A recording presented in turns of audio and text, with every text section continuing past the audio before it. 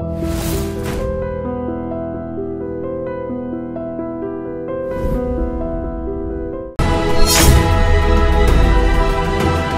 this is Ram Gopal Verma and congratulations to iDream for reaching 1 million subscribers.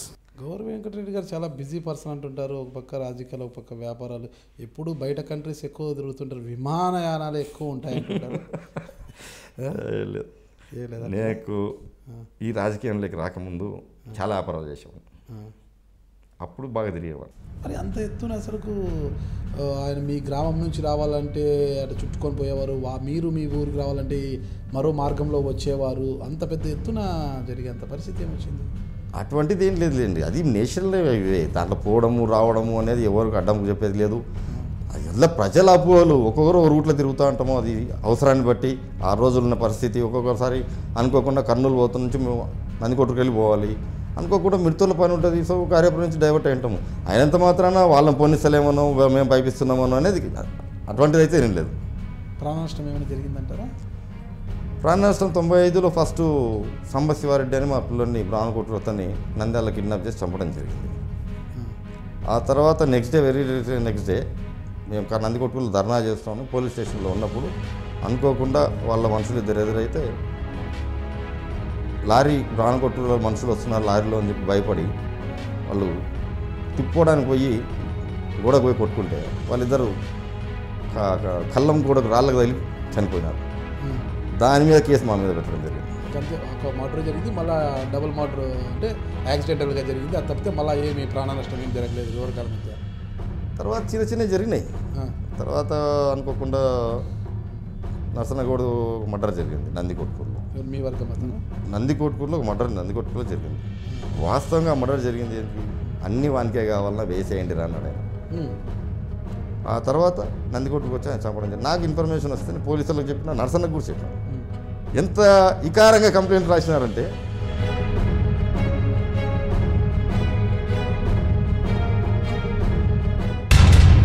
Maddur Subbareddy నేను చెప్పారా? మద్దూరు సుబ్బారెడ్డిని అటువంటి టైంలో ఈయనగానే party చేరితే నేను ఇబ్బంది పడతా అనే ఉద్దేశంతో మద్దూరు సుబ్బారెడ్డిని చంపేయడం జరిగింది. బైరెడ్డి రాజశేఖర రెడ్డి గారు టీడీపీలో ఉన్నారు కదా, మరి మీ టీడీపీలో టీడీపీలో లేదు, రెండు వర్గాలు రెండైనాయి. ఎన్టీ రామారావుని దించి చంద్రబాబు నాయుడు గారు అయ్యారు. ఎప్పుడైనా అటాక్ జరిగిందా? అయింది. ఎక్కడ? నందికొట్కూరులో వాయిదాకు పోతా అంటే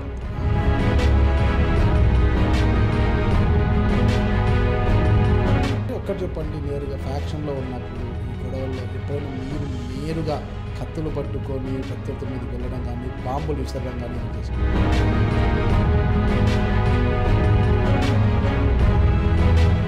పత్తికొండ మీ పార్టీ సమన్వయకర్త చెరుకులపాడు నారాయణ రెడ్డి హత్య జరిగింది.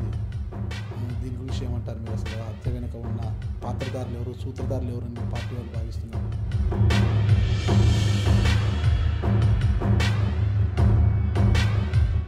సరే, నంద్యాల ఉప ఎన్నికల్లో శిల్పా మోహన్ రెడ్డి టీడీపీ అభ్యర్థిగా నిలబడితే ఆయనకు ధీటుగా నిలబెట్టగల అభ్యర్థి మీకు ఎవరున్నారు?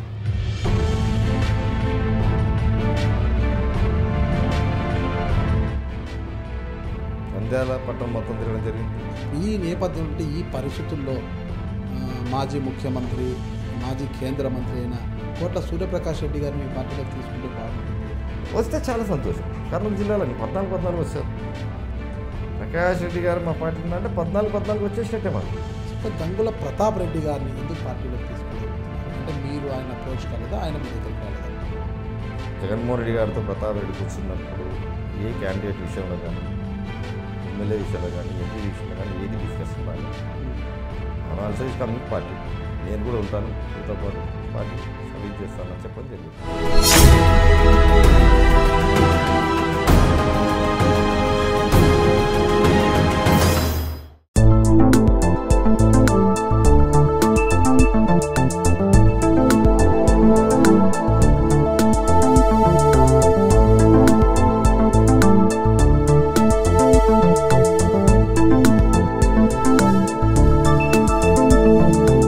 హాయ్, కర్నూలు జిల్లా.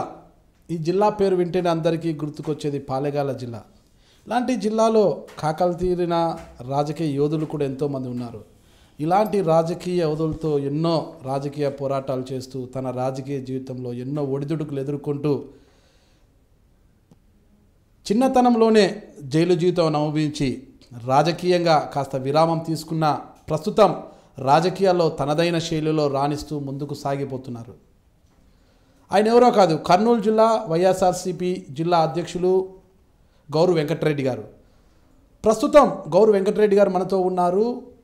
ఆయన జీవితంలో ఎదుర్కొన్న సమస్యలు, అసలు జైలు జీవితం ఎందుకు గడపాల్సి వచ్చింది, జైలులో ఆయన అనుభవించిన పరిస్థితులు ఎలాంటివి, ప్రస్తుతం రాజకీయాల్లో ఆయన అలా ముందుకు పోతున్నారు అన్న వివరాలను ప్రస్తుతం మనం తెలుసుకోబోతున్నాం. నమస్తే వెంకటరెడ్డి గారు. నమస్కారం.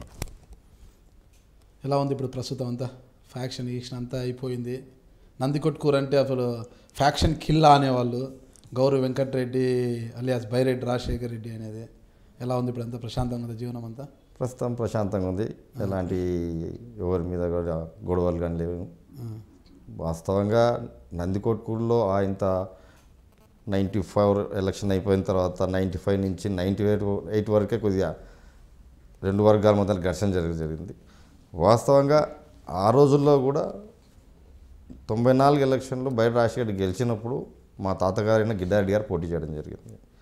సో ఆ రోజు మేమందరం కూడా అంతకుముందు గిడ్డారెడ్డి గారు అనుకోండి, మా ఫాదర్ అనుకోండి, శేషనాయుడు గారు అనుకోండి, ఒకటే వర్గంగా మొదటి నుంచి ఒకటే గ్రూప్ ఉండి పనిచేసుకుంటూ వచ్చినారు. ఏ రోజైతే రాజశేఖర రెడ్డి గారు కాంగ్రెస్ పార్టీ ఇసిపెట్టి తెలుగుదేశం పోవడం జరిగిందో ఆ రోజు నుంచి కాంగ్రెస్లో మేము కంటిన్యూ కావడం జరిగింది. అతనితో పాటు మేము పోకుండా గిడ్డారెడ్డి గారు మా బంధువు కాబట్టి, తాతగారు కాబట్టి కంటిన్యూషన్ ఆయనతో ఉన్నాం. ఆ రోజుల్లో విజయభాస్కర్ రెడ్డి గారు గిడ్డారెడ్డి గారికి టికెట్ ఇవ్వడం జరిగింది. ఆ ఎలక్షన్లో గిడ్డారెడ్డి గారికి మీద బైరెడ్డి రాజశేఖర రెడ్డి గెలిచడం జరిగింది.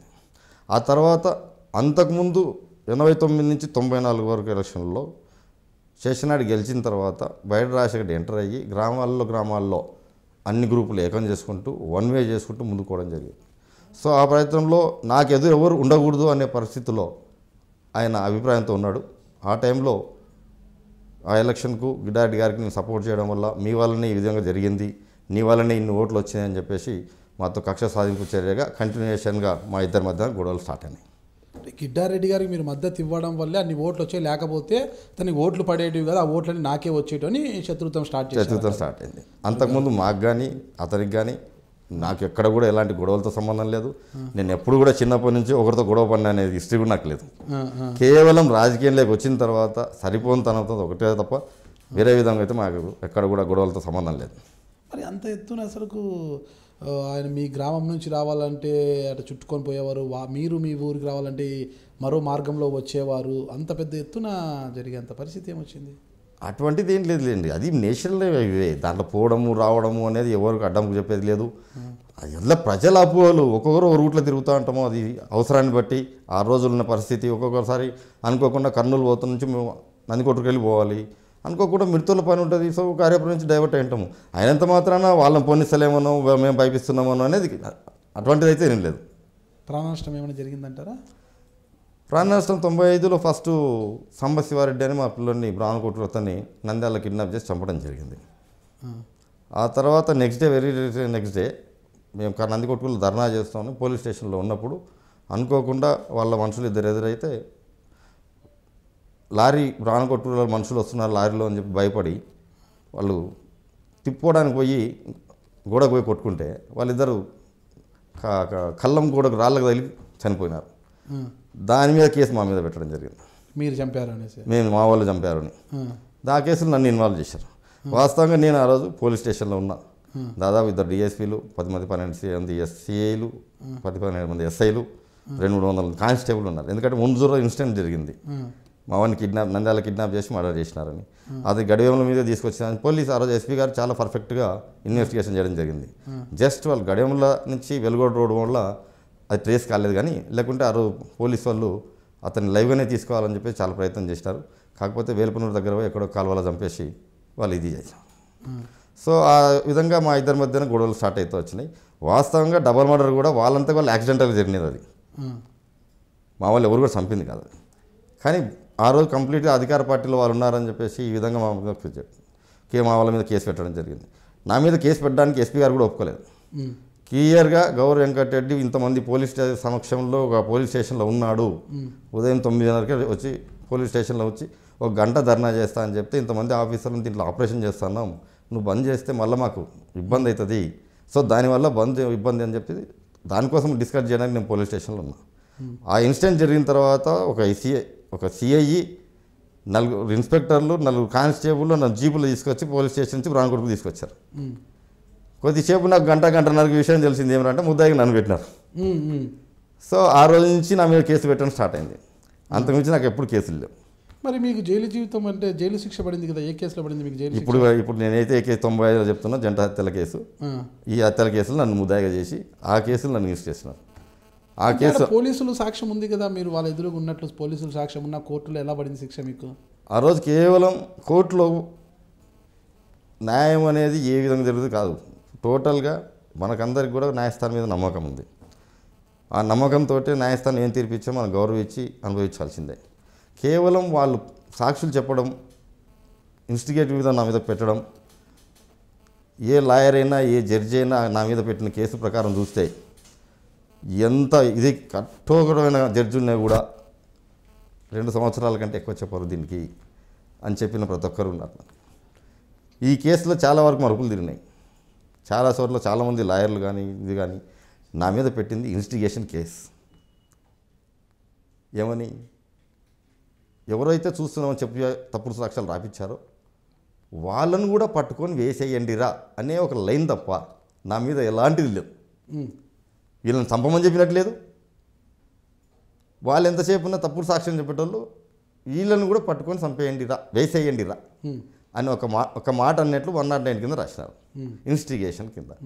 ఇన్వెస్టిగేషన్కి ఎక్కడే కానీ లాలో ఉన్న ప్రకారం మాకు శిక్ష చాలా తక్కువ చెప్పాలి.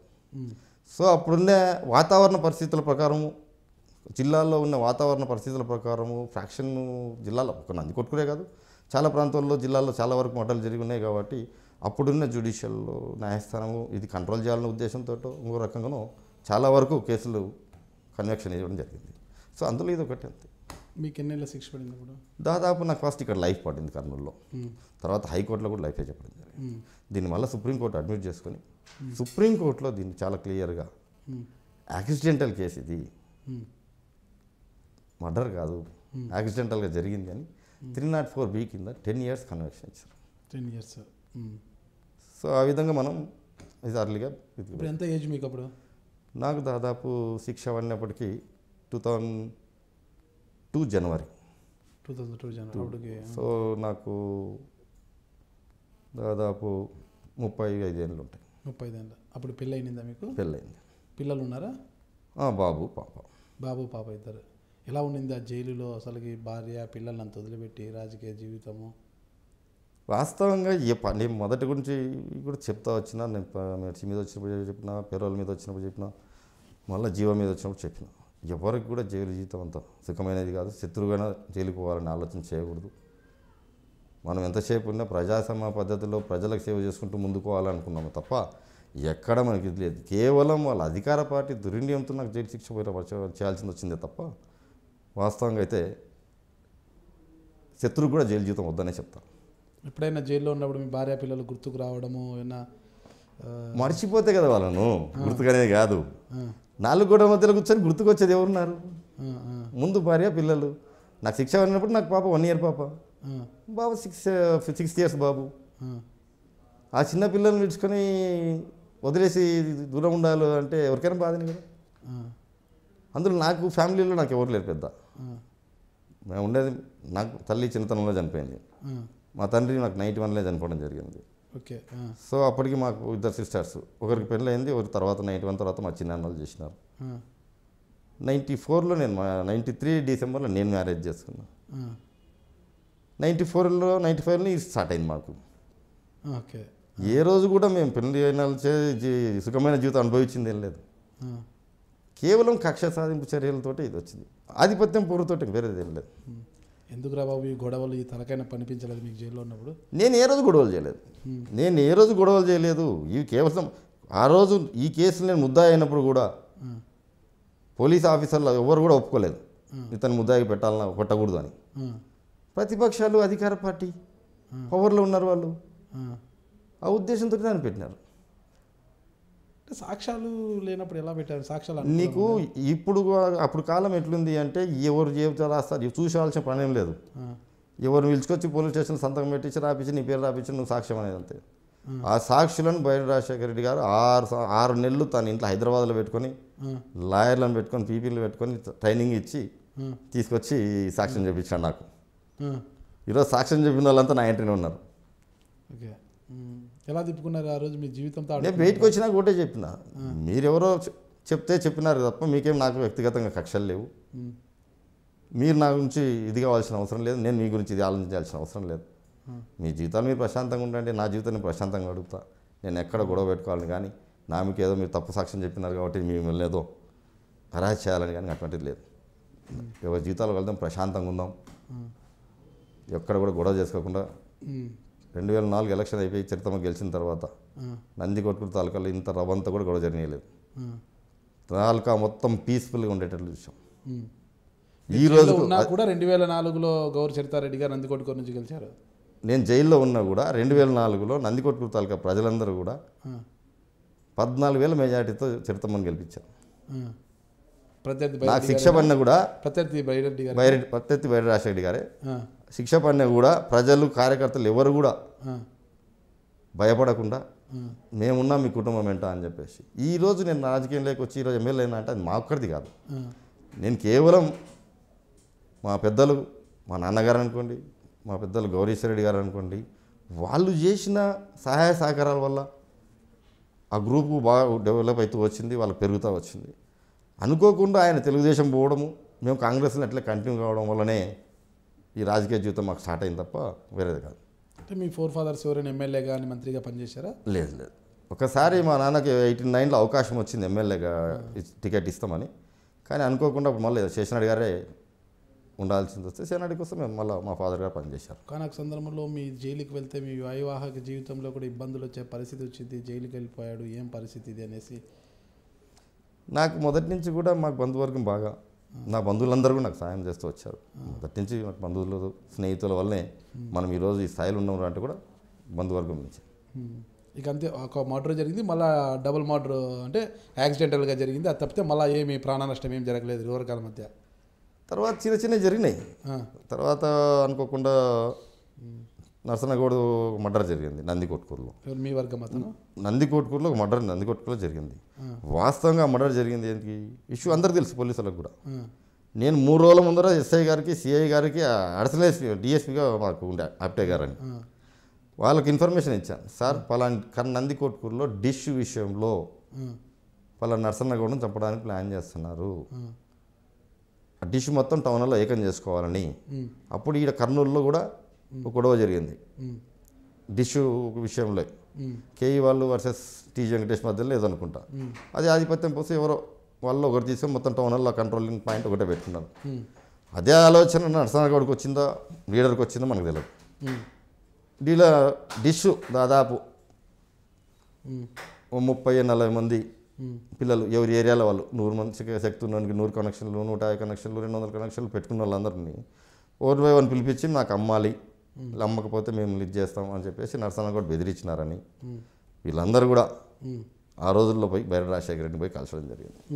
హైదరాబాద్లో ఉంటే కూడా 2 జీపుల్లో పోయి అన్న మా పరిస్థితి ఇది నర్సన్నకు చెప్పానా అంటే అన్ని వానికే కావాలన్నా వేసేయండి రా అన్నాడు ఆయన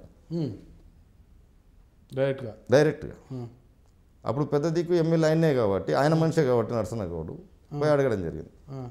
వాళ్ళ వస్తూ మాట్లాడుకుంటూ దాంట్లో 100-150 కనెక్షన్లు ఎరకలిసి అని పిల్లనుకుంది. వాడు అందరిని కూర్చోబెట్టి మీరందరూ ఒక నెల కలెక్షన్ ఇస్తే నేను నర్సన్నగౌడ్ని చేస్తానని చెప్పేసి హోటల్లో భోజనం చేసుకుంటూ తాగి మాట్లాడుకున్నారు. ఆ తర్వాత నందికొట్టుకు వచ్చి ఆయన చంపడం జరిగింది. నాకు ఇన్ఫర్మేషన్ వస్తే నేను పోలీసులకు చెప్పిన, నర్సన్నకు కూడా చెప్పిన. వాళ్ళ ధర మంచి ధర చెప్పంపించింది. బాగలేదు పరిస్థితి, ఈ విధంగా ఉంది. 3 రోజులు బయటికి రాలేదు, 4వ రోజు ఏదో ఆఫీస్ పని ఉందని ఆఫీస్కి పోతే వేసేసిన. ఎక్కడో నందికొట్టుకులో చేస్తే నేను నడుచుకుంటా ఫ్రీగా పోయి చంపుతాను. నేను నందికొట్టుకు పోయే పరిస్థితి ఏ రోజు నందికొట్టుకు రావాలన్నా కూడా నాకు ఫుల్ పోలీస్ కంప్లీట్ సెక్యూరిటీ, నేను 10-12 జీపులతో వచ్చేవాడిని. వాయిదకు తప్ప నందికొట్టులు ఎప్పుడు వచ్చిననే కాదు. అటువంటిది నేను నందికొట్టుకుల్లో వచ్చి నడుచుకుంటూ పోయి చంపినా అని చెప్పేసి నా మీద కంప్లైంట్. ఎంత ఇకారంగా కంప్లైంట్ రాసినారంటే పోలీసు వాళ్ళు అందరికీ తెలుసు. కోర్టు ఆర్డరు గౌరంగ్ రెడ్డి నందికొట్కూరులోకి రావాలంటే విత్ పోలీస్ పర్మిషన్, స్టేషన్కి చెప్పాలి, సిఐ గారికి చెప్పాలి, విత్ పోలీస్ ఎస్కార్ట్తో నేను నడుపుకోవాలి. అటువంటి వ్యక్తిని నడుచుకుంటా పోయినా అని చెప్పి రాస్తారు. సో ఇటువంటి తప్పుడు కేసులన్నీ స్వతహాగా నేను ఎప్పుడు ఎవరిని కూడా నరసన్న గౌడ్ను ఇదే శేషనాడి ముచ్చుమరిలో, సొంత ఊరు ముచ్చుమరి నరసన్న గౌడ్ది, ఊర్లో కళ్ళంగడి విషయంలో గొడవ అయ్యి ఇడిపించారు వాళ్ళు. మా ఫాదర్ షెల్టర్ ఇచ్చి నందికొట్టులో పెట్టుకొని ఎందుకు మనోడే కదా ఉండని అని చెప్పేసి కంటిన్యూషన్ అట్లా వేసింది. ఆ తర్వాత అయినా వాళ్ళతో ఉన్నాడు, నందికొట్టుకు వచ్చిన వాళ్ళతో ఉన్నాడు. కేవలం ఏదో ఒకటి జరగాలంతే. రాజశేఖర రెడ్డి గారికి ఒకటి ఆధిపత్యం ఎదురుండకూడదు, ఎవరు మొత్తం నాదే నడసాల బైరెడ్డి గారికి. అటువంటి వ్యక్తిని ఎదుర్కోవాల్సిన పరిస్థితి వచ్చింది. ఎందుకంటే చాలా వరకు గ్రామాల్లో అంత బలం ఉండేదా మీకు అప్పట్లో? నాకు బలం నా సొంతాన్ని కాదు, బలం పెద్దల నుంచి వచ్చిన బలమే. ప్రతి ఊర్లో మాకంటూ మా నాయనకు సంబంధించిన వాళ్ళు ప్రతి ఒక్కరు తెలిసేవాళ్ళు. అసలు మాదంతా వ్యాపారం. మీ తండ్రి గారి పేరు? జనార్దన్ రెడ్డి. గౌరు జనార్దన్ రెడ్డి. ఏం చేసేవారు ఆయన? వ్యాపారమే. మా గ్రాండ్ ఫాదర్ నుంచి కూడా మాకు ఒక మిల్లు ఉండింది, ఆయిల్ మిల్లుది, డిగాడి గట్ట ఉండింది, కాటన్ మిల్లు, అన్ని రకాలుగా ఉండింది. 1948 అంటే ముందు కట్టినది, అది బ్రిటిష్ కాలంలో మిల్లు అది. దాంట్లో ఒక మా మా గ్రాండ్ ఫాదర్ వాళ్ళు, మా ఫాదర్ వ్యాపారాలు చేసుకుంటూ వచ్చినారు. వీళ్ళు ఎవరు నందికొట్టు రావాలన్నా, శేషనాడికి నందికొట్టు వచ్చినా ఇంటికి లేదు, మన జిన్నులనే కూర్చొని వచ్చి మాట్లాడి పోయేవాడు. 89 వరకు మాకు అందరికి ఇద్దరి మధ్య అట్లే జరిగింది, 91 వరకు. అంటే అప్పటివరకు బైరెడ్డి రాజశేఖర రెడ్డి వాళ్ళ శేషనారెడ్డి, మీ ఫాదర్ వాళ్ళంతా కూడా రిలేషన్ ఉండేవాళ్ళు బాగా చిన్న నందికొట్టుకు వచ్చినా అంటే శేషనాడు నందికొట్టుకు మన ఫ్యాక్టరీలో కూర్చోవాల్సిందే. ఓకే. ఏ అవసరమైనా జనార్దన్ రెడ్డికి చెప్పాల్సిందే, శేషనాడి గిడ్డాడికైనా చెప్పాలి, శేషనాడికైనా చెప్పాల్సిందే. ఆ విధంగా ముగ్గురు కలిసి నందికొట్టుకు లేరు గ్రూప్ను పెంచుకుంటూ శేషనాడి కోసం పనిచేసినది. ఆ విధంగా మా ఫాదర్కు మొదటి నుంచి వ్యాపారపరమైన సంబంధాలు ఉన్నాయి. ప్లస్ నందికొట్టుకులో రెగ్యులర్గా పోలీస్ స్టేషన్ అనే కాబట్టి ఏ చిన్న స్థితిగా అవసరం వచ్చినా కూడా చక్కగా మా ఫాదర్ కాడికి వచ్చేవాళ్ళు. ఆయన వాళ్ళ శక్తి కొద్దీ వాళ్ళు పోలీస్ స్టేషన్కి పోయి మాట్లాడని చెప్పేసి పంపించేవాళ్ళు. అట్లా మనకి ప్రతి ఊర్లో పరిచయాలు ఉన్నాయి. మీ స్వగ్రామం నందికొట్టుకూరేనా? బ్రాహ్మణ కొట్టుకూరు. నందికొట్టుకూరు నుంచి ఎంత దూరమో? 8 కిలోమీటర్లు. 8 కిలోమీటర్లు. బైరెడ్డి రాజశేఖర రెడ్డి వాళ్ళు ముచ్చుమరి. అక్కడికి ఎంత దూరం? మళ్ళీ నందికొట్టుకూరు నుంచి 15 కిలోమీటర్లు ఉంటుంది. ఓకే. ఎప్పుడు కలుసుకునే వాళ్ళు. ఒక్కసారిగా గిడ్డారెడ్డి గారికి టికెట్ ఇవ్వడంతో అక్కడ నుంచి ఫ్యాక్షన్ స్టార్ట్ అయింది. మళ్ళీ కూడా ఇంకా నరసన్న గౌడ్ విషయంలో మళ్ళీ మీ మీద కేసు పెట్టారు. ఆ కేసు ఏమైందంటారు? మళ్ళీ ఆ కేసు కూడా ఫ్యామిలీ మెంబర్ మళ్ళీ వచ్చి, ఆ ఫ్యామిలీ మెంబర్స్ కూడా మొత్తం మా కుటుంబంతో అనుబంధం ఉన్న వాళ్ళే. ట్రయల్స్లో కేసు ట్రయల్కి వచ్చిన రోజు వీళ్ళు చేసింది వీళ్ళు కాదు, చేసింది వేరే వాళ్ళు అయితే వీళ్ళ మీద చెప్పినారని చెప్పి కేసు కొట్టేసింది. తర్వాత మళ్ళీ ఏం జరిగింది? తర్వాత తిరుపతి రెడ్డి గారు కేసు చేశారు. వాస్తవంగా ఆ ఎలక్షన్లో మేము లేనేలేం. ఎలక్షన్ బైకాట్ చేసినాం. పార్లమెంట్ పివి నరసింహరావు గారు ప్రైమ్ మినిస్టర్గా నిలబడి గెలిచి రాజీనామా చేసినప్పుడు రంగయ్య నాయుడు ఎవరినో నిలబెట్టారు. రంగయ్య నాయుడు గారు నిలబెట్టారు. ఆయన ఇక్కడ నంద్యాల రాజీనామా చేస్తే రంగయ్య నాయుడు గారు నిలబెట్టారు. ఆ నిలబడినప్పుడు ఆ టైంలో మనం నందికొట్కూరులో ఫేస్ చేయలేము ఎందుకు అని చెప్పేసి నందికొట్కూరులో మేము కాంగ్రెస్ పార్టీకి ఏజెంట్ పెట్టడం బైకాట్ చేసి, ఎలక్షన్ బైకాట్ చేసి, అనుకోకుండా తిరుపతి రెడ్డి మధురస్వాడికి బెయిల్ వచ్చింది, బయటకు తిరుగుతూ ఉన్నాడు అప్పుడే with carrying his bombs. Check post ఉంది బ్రాహ్మకొట్కూరు దగ్గర. ఎందుకంటే మొదటి నుంచి ఏ ఎలక్షన్ వచ్చినా బ్రాహ్మకొట్కూరులో 40 మందిని సెల్ఫ్ చెక్ పోస్ట్ పెడతారు. ఎందుకంటే స్టార్టింగ్ ప్లేస్, కాన్స్టిట్యున్సీకి starting place. So police check post ఉంది. ఆడ ఆపకుండా పోవడం, కొద్ది ముందర కూసి గుంతలు కూడా అవి పేలినాయి. అవి వెళ్తే కూడా ఆయన తెచ్చాడు క్యారియర్ బాంబు, వాళ్ళే క్యారీ చేస్తున్నారు తిరుపతి రెడ్డి. అవి వెళ్తే కూడా మా మీద కేసు. ఆ రోజు మా మీద పెట్టే అవసరమే లేదు. ఆ రోజు ఎస్సీ సుబ్బారెడ్డి గారు కానీ భూమనారెడ్డి గారు నిలబడిన క్యాండిడేట్లు కూడా ఎలక్షన్ బైకాట్ చేసి వాళ్ళు పక్కకుంటే మర్డర్ చేయాల్సిన అవసరమే ఉంది వాళ్ళకు. పోలింగ్ 2 days ఉంది. మేము ఏజెంట్లనే పెట్టడం లేదు, మీరు ఏమన్నా చేసుకోండి, నందికొట్కూరు తాలూకాలో కాంగ్రెస్ పార్టీ తరఫున ఏజెంటే కూర్చోము ఓపెన్గా స్టేట్మెంట్ ఇచ్చేసిన 5 days బిఫోర్. నేను ఇచ్చిన తర్వాత ఇన్సిడెంట్ ఇది జరిగింది. జరిగితే మా మీద కేసు. ఆ కేసు నేను అప్పట్లో కూడా నాకు పోలీసు వాళ్ళకి కాకుండా సిబిఐ ఎంక్వైరీ ఇస్తున్నాం, పిటిషన్ పెట్టేసి సార్ ఇది అన్యాయం, ఇది పూర్తిగా ఇది కానీ సిబిఐకి ఇచ్చిన తర్వాత కూడా ఫోర్సబుల్గా కేసు కట్టేయాల్సింది. దాదాపు 1 year తర్వాత కేసు మళ్ళీ రిజిస్టర్. ఆ ఇన్సిడెంట్ జరిగిన తర్వాత 1 year 9 months 1 year మధ్యలో జరిగింది. జైలు శిక్ష పడిందంట. జైలు ఏమన్నా దాంట్లో కూడా వాళ్ళ ఫ్యామిలీ అందరు సాక్షులు వచ్చిన చేసింది వీళ్ళు కాదని చెప్పేసి వాళ్ళు కూడా చెప్పడం జరిగింది. వాళ్ళ ఫ్యామిలీ కూడా ఇప్పుడు నాతోటే ఉంటారు. తిరుపతి రెడ్డి గారి అబ్బాయి కానీ వాళ్ళకి తెలుసు విషయం ఏం జరిగింది. విషయం తెలిసిన తర్వాత ఎవరైనా కానీ మంచితనం. రెడ్డి గారు జైలుకి ఎందుకు వెళ్ళారు? తిరుపతి రెడ్డి గారి విషయంలో మధుర సుబ్బారెడ్డి గారిని చంపినప్పుడు తిరుపతి రెడ్డి గారు జైలు రిమాండ్లో పడేది. మద్దూరు సుబ్బారెడ్డి నేను చంపారా? మద్దూరు సుబ్బారెడ్డిని వైఎస్ రాజశేఖర రెడ్డి చంపించాడు. ఓకే. దాంట్లో తిరుపతి రెడ్డి కూడా ముద్దాయి. ఓకే. ఆ విధంగా రాజశేఖర రెడ్డి శిక్ష పడలేదా? ఇప్పుడు అతను ఎమ్మెల్యే. రెండోది ఆడప్పుడు లక్ష్మీపార్వతి పవర్ఫుల్. ఎన్టీ రామారావు ఉన్నంత వరకు లక్ష్మీపార్వతి పవర్ఫుల్. లక్ష్మీపార్వతి కొడుకులాగా చూసుకుంది అప్పుడు రాజశేఖర్ని. చూసుకొని ఈయనకి ఏమి రాకుండా కాపాడుకుంటూ వచ్చింది. ఇక వాళ్ళ కొండగా చూసుకొచ్చింది అట్లా. సో ఆ విధంగా ఆయన ఎక్కడ కూడా ఏం కాకుండా తప్పించుకుంటూ పోతా వచ్చినాడు. మద్దూరు సుబ్బారెడ్డిని చంపాల్సిన అవసరం ఏమొచ్చింది?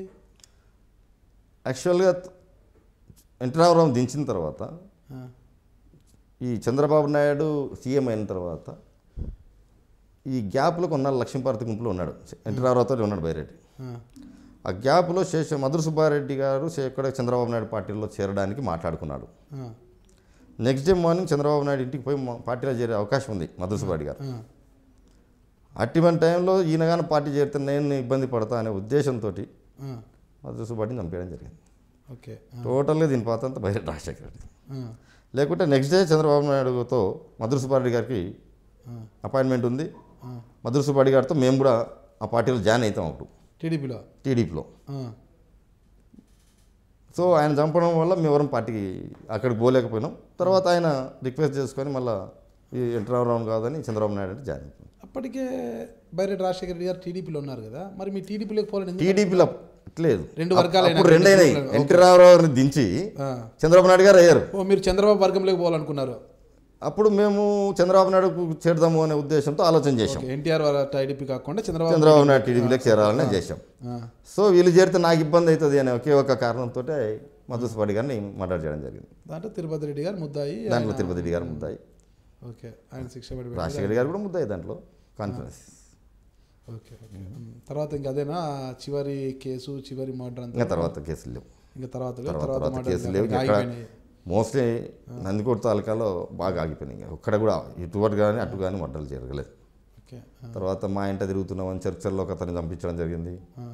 తర్వాత మాకు వెంట తిరుగుతున్న రఘురామయ్య అతని మీద బాంబులు వేయడం జరిగింది. తర్వాత శేఖర్ రెడ్డి అని మధుర సుబ్బారెడ్డి దాంట్లో విట్నెస్, అతన్ని ఎన్నోసార్లు సంపాదన చేసి జరిగింది. ఉన్నాడైనా చంపాడు, మామూలు స్ట్రోక్ వచ్చారు. ప్రయత్నాలు చాలా చేశారు. మేము కోర్టుకు వాయిదా కోర్టు కూడా ఎప్పుడైనా అటాక్ జరిగిందా? అయింది. ఎక్కడ? నందికొట్కూరులో వాయిదాకు పోతా అంటే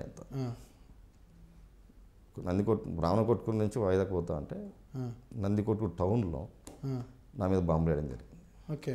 మాకెవరికేమీ హాని జరగలేదు, కానీ ఆ రోజు పోలీస్ కానిస్టేబుల్కి 3 ఏళ్ళు పోయినాయి. 3 ఏళ్ళు ఇట్లా ఈ గన్ పెట్టుకున్నాడు, చక్కగా వచ్చి చెయ్యి తగిలితాడు. ఈ 3 ఏళ్ళు పోయినాయి. అది పూర్తిగా ముందు రోజే పోలీసులకు ఇన్ఫర్మేషన్ ఇచ్చాం, రేపు మా మీద బాంబులు ఎన్నికి ఉన్నారు, పట్టుకోండి అంటే కూడా పోలీసులు ఎప్పుడు ఆ రోజు మాకు సపోర్ట్ చేసింది లేదు. హైయర్ అథారిటీస్ చేశారు, మళ్ళీ అడిషనల్ ఎస్పీ గారు, ఎస్పీలు వాళ్ళు డిఎస్పీ లెవెల్లో చేశారు. కానీ ఎస్ఐసిఐ లెవెల్ వచ్చేటాలకు ఇంకా పూర్తిగా కంకణం కట్టుకొని రాజశేఖర్ ఏం చెప్తే చేసేటట్లు.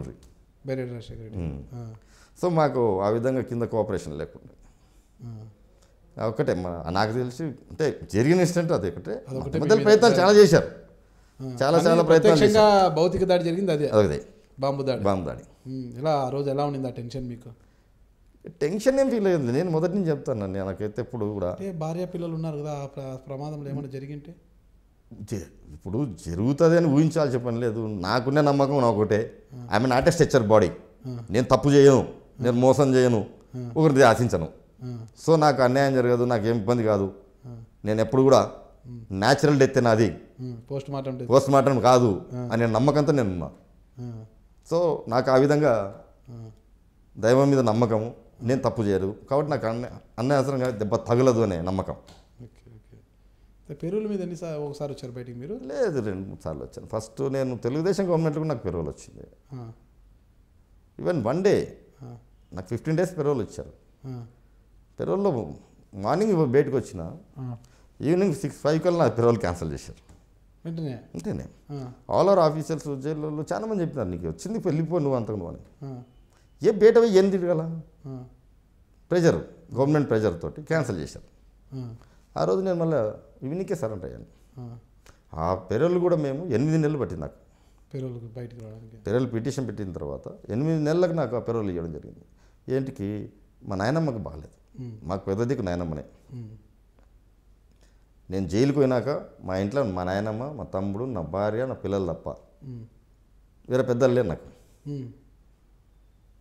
సో ఆమెకు ఆరోగ్యం బాగాలేదు అనే కారణంతో 8 నెలలకు నేను పెట్టుకుంటే 8 నెలలకు వచ్చిన తర్వాత అది కూడా ఒకటే రోజుకే క్యాన్సిల్ చేయడం జరిగింది. తర్వాత మళ్ళీ రాలేదా? మళ్ళీ ఎలక్షన్ అయిపోయి రాజశేఖర రెడ్డి గారు సీఎం అయిన తర్వాత మళ్ళీ వచ్చిన. వైఎస్ రాజశేఖర రెడ్డి గారు సీఎం అయిన తర్వాత రెండో సంతకమే నా పెరోల్ సంతకం పెట్టడం జరిగింది. పెరోల్ మీద ఇంకా అప్పుడు క్యాబినెట్ కూడా వచ్చారు. అప్పుడు 15 డేస్. 15 డేస్ తర్వాత మళ్ళీ జీవోలో వచ్చారు బయటికి. తర్వాత నేను మెర్సీ పిటిషన్ పెట్టుకున్నాను.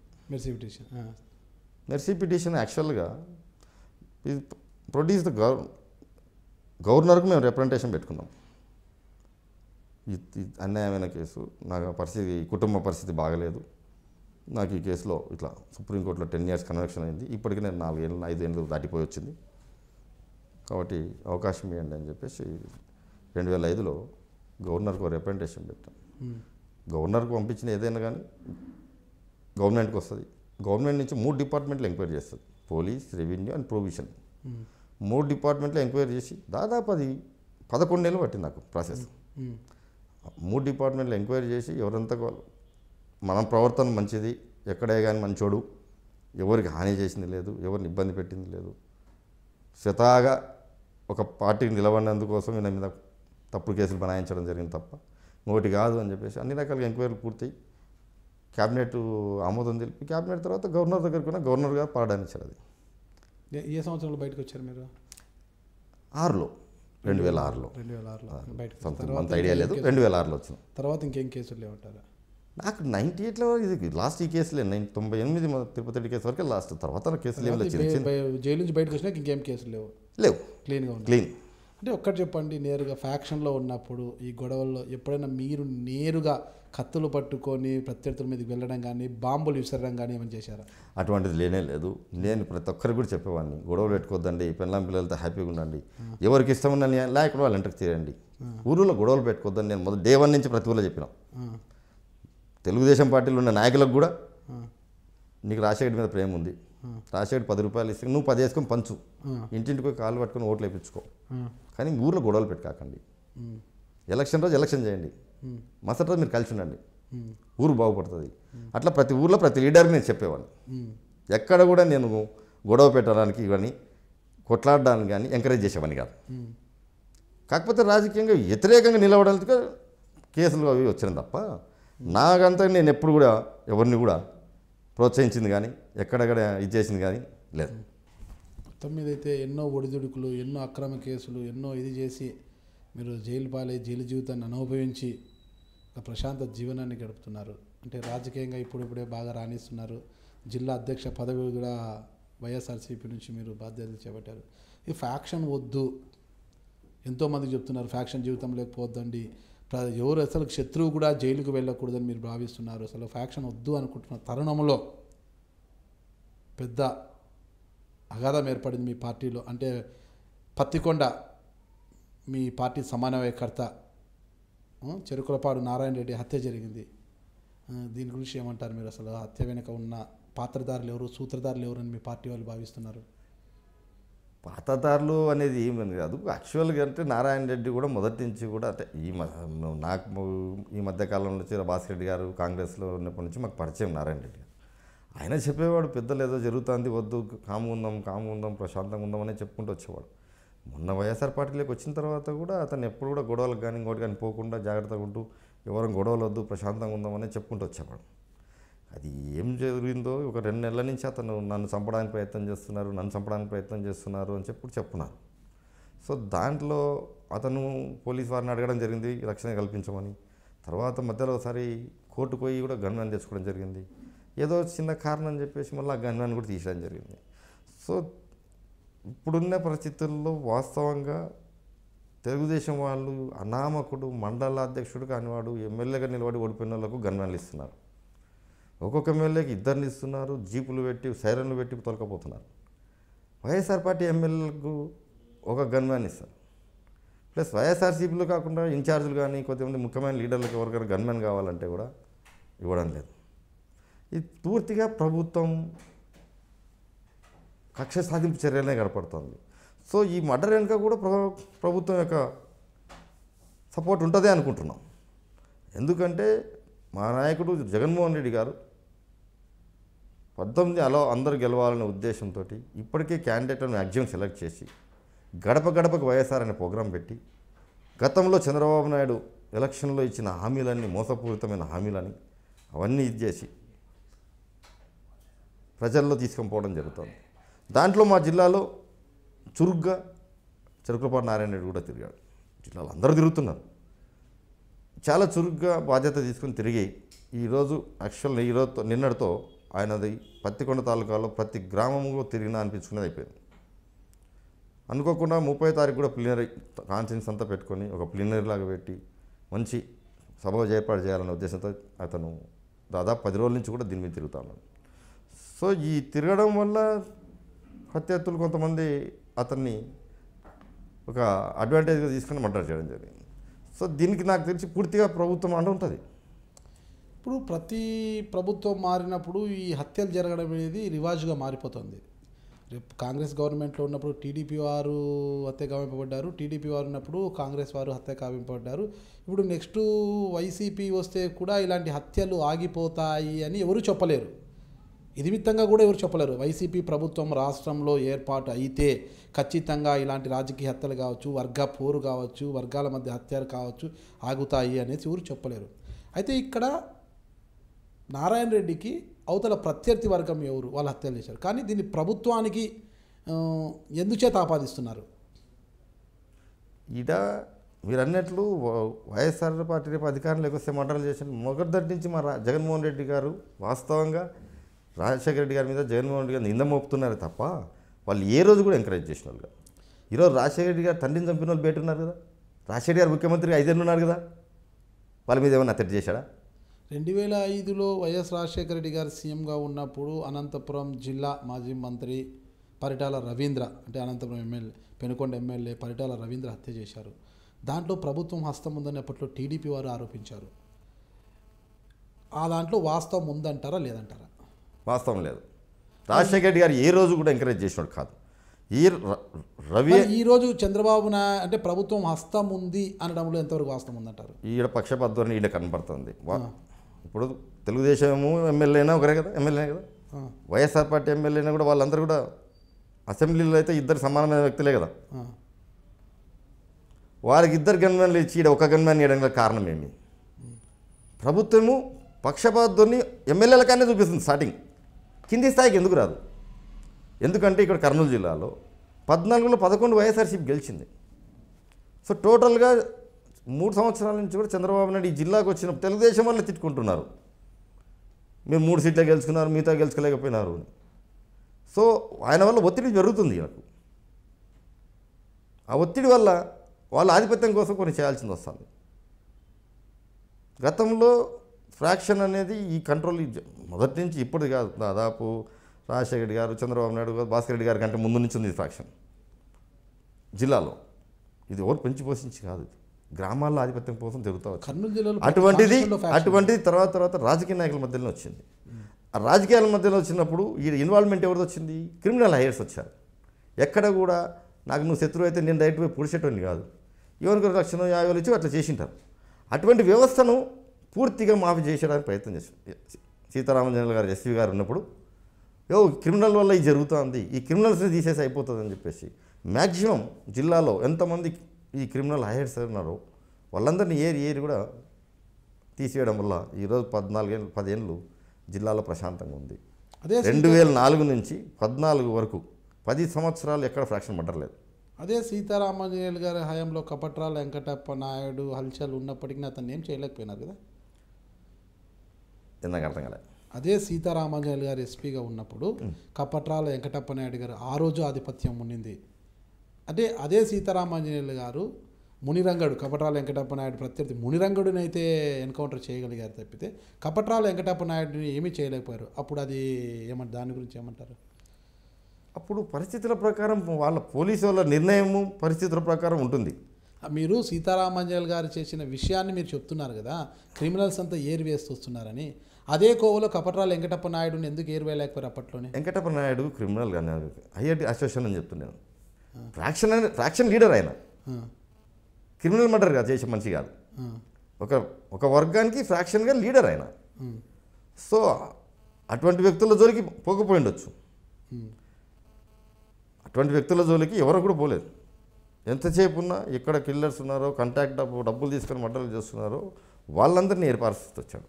సో ఆ విధంగా పోవడం వల్ల ఫ్రాక్షన్ తగ్గుతూ వచ్చింది. కాంట్రాక్ట్ కిల్లర్స్ మాత్రము ఏర్వేస్తూ వచ్చారు. సరే, ఇక్కడ ప్రభుత్వ హస్తం ఉందా లేదా అని మనం కాస్త పక్కన పెడితే, మీ నారాయణ రెడ్డిని అంటే మీ పార్టీ పత్తికొండ నియోజకవర్గ ఇన్ఛార్జ్ నారాయణ రెడ్డిని హత్య చేయించింది ఎవరు అని మీరు భావిస్తున్నారు?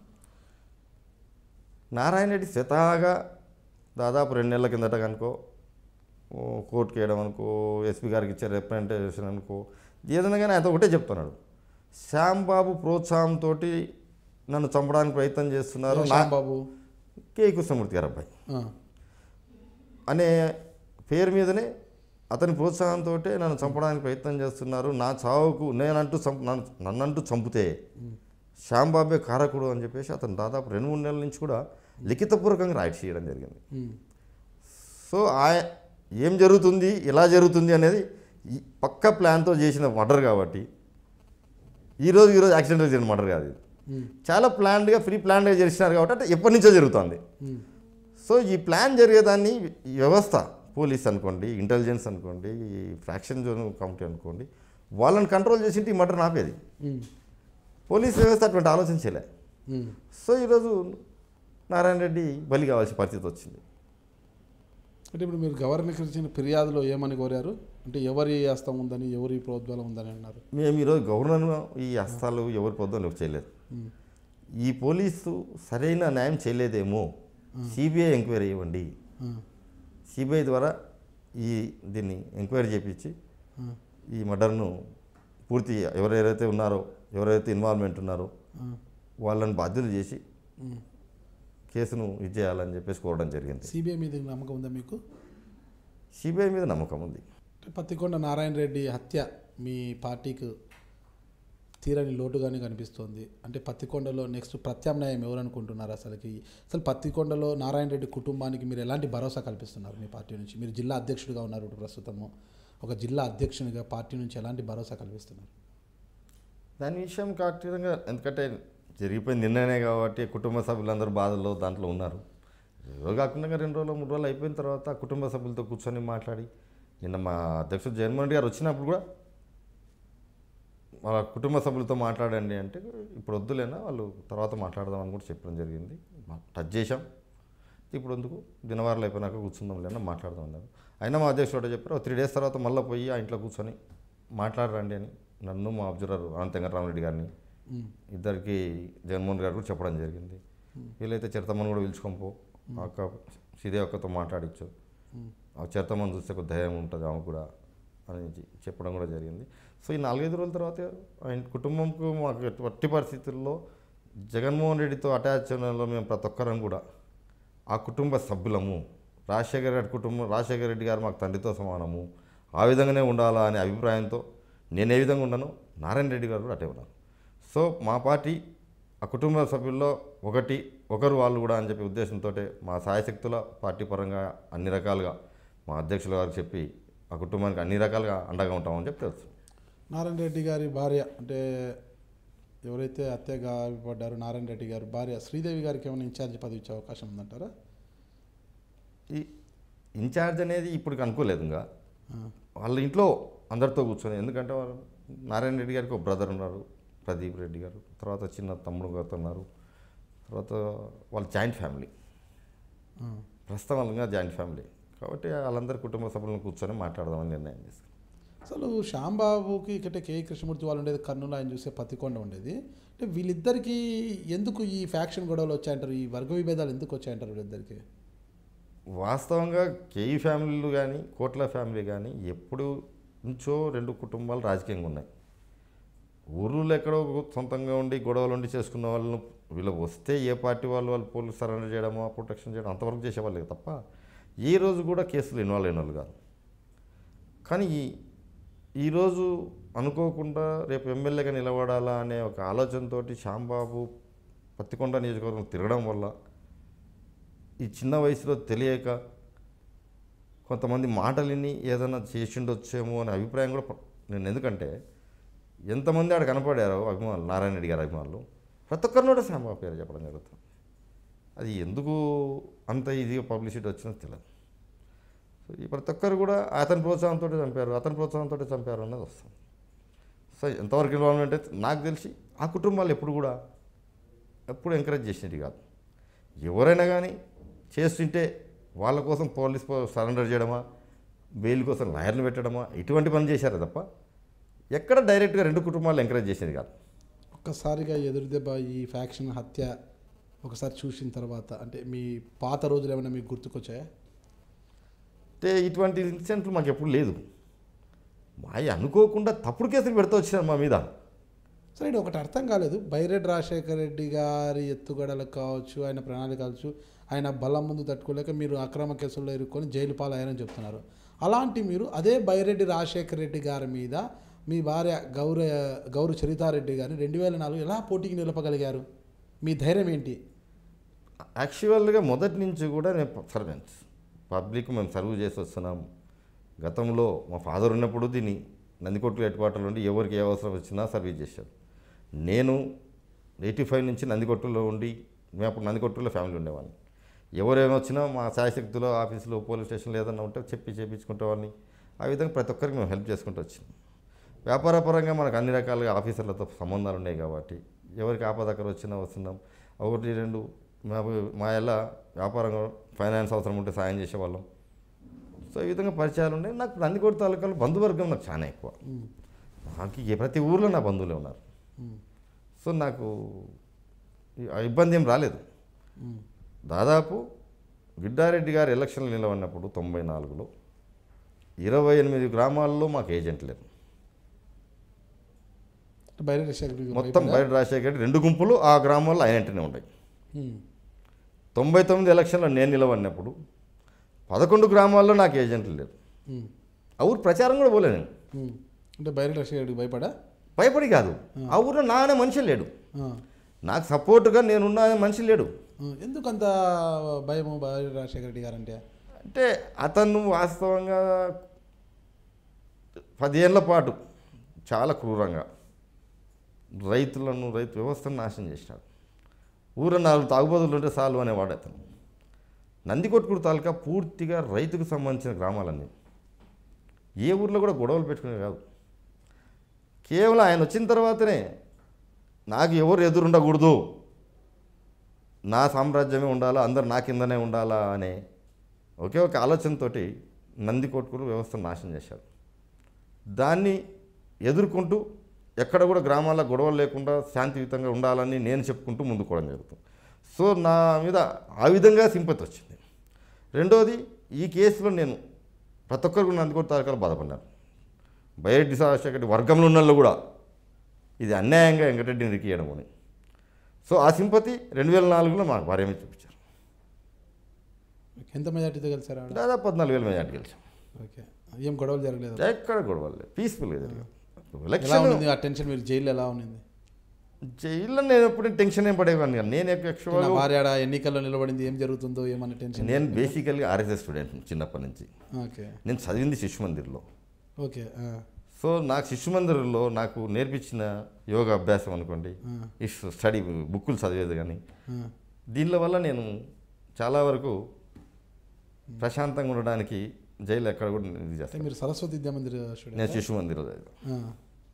సో నాకు వీళ్ళ గురించి వాళ్ళ దగ్గర లేరు అనే బాధే తప్ప జైల్లో ఉన్న వాళ్ళందరినీ స్నేహితులుగా భావించి వాళ్ళతో కలిసి మాట్లాడుకునేవాడిని. ఎప్పుడైనా వచ్చేవారా మీ భార్య పిల్లలంతా జైలుకి? కలిసేవాడికి వచ్చేవాడు. వాళ్ళందరినీ చూడగానే కలిసేది, గంట మాట్లాడేది. మన శాయశక్తిలో మనం ఎట్లుండాలో, ఏ విధంగా ఉండాలి తప్పదు. ఓకే. ఇంకోటి, రాజశేఖర రెడ్డి అంటే వైఎస్ రాజశేఖర రెడ్డి గారు సీఎంగా ఉన్నప్పుడు మీరు జైల్లో ఉండగా మీ వద్దకు వచ్చి పలకరించారు అంటున్నారు. వాస్తవం. వాస్తవమా? వచ్చారు. అది ఎందుకు వచ్చారు? 98లో 99 ఎలక్షన్ల తర్వాత కాంగ్రెస్ నుంచి నిలబడి చాలామంది చాలా చోట్ల జైలు పాలైనారు. పార్టీ ఒక నిర్ణయం తీసుకున్నాం. కాంగ్రెస్ పార్టీ వాళ్ళ లీడర్లు ఎవరెవరు ఎక్కడున్నా మనం అందరి ఒక్కొక్క జిల్లా కొంతమంది అప్పచెప్పి రాజశేఖర్ గారు ఈ విధంగా కడపకు పోతూ సీఎం కాకముందు వచ్చారు. మీ ప్రతిపక్ష నేతగా వచ్చినారు. సీఎంగా రాలేదు. సీఎం ఎప్పుడు రాలేదు. ప్రతిపక్ష నేతగా కర్నూలులో నైట్ హాల్ట్ చేసి పోతూ కర్నూలులో నేను ఉన్నాను. ప్రతిపక్ష నేతగా జైలు బరో యాత్ర అని పెట్టారు వాళ్ళు. కాంగ్రెస్ పార్టీలు కూడా కాంగ్రెస్ వాళ్ళు జైల్లో ఎవరెవరు ఉంటారో మనం పరామర్శించాలా. అందులో భాగంగా రాజశేఖర్ గారు కూడా నాకు కర్నూలుకి రావడం జరిగింది. దాన్ని హైలైట్ చేయడం జరిగింది తప్ప ఆడ వేరే విధంగా లేదు.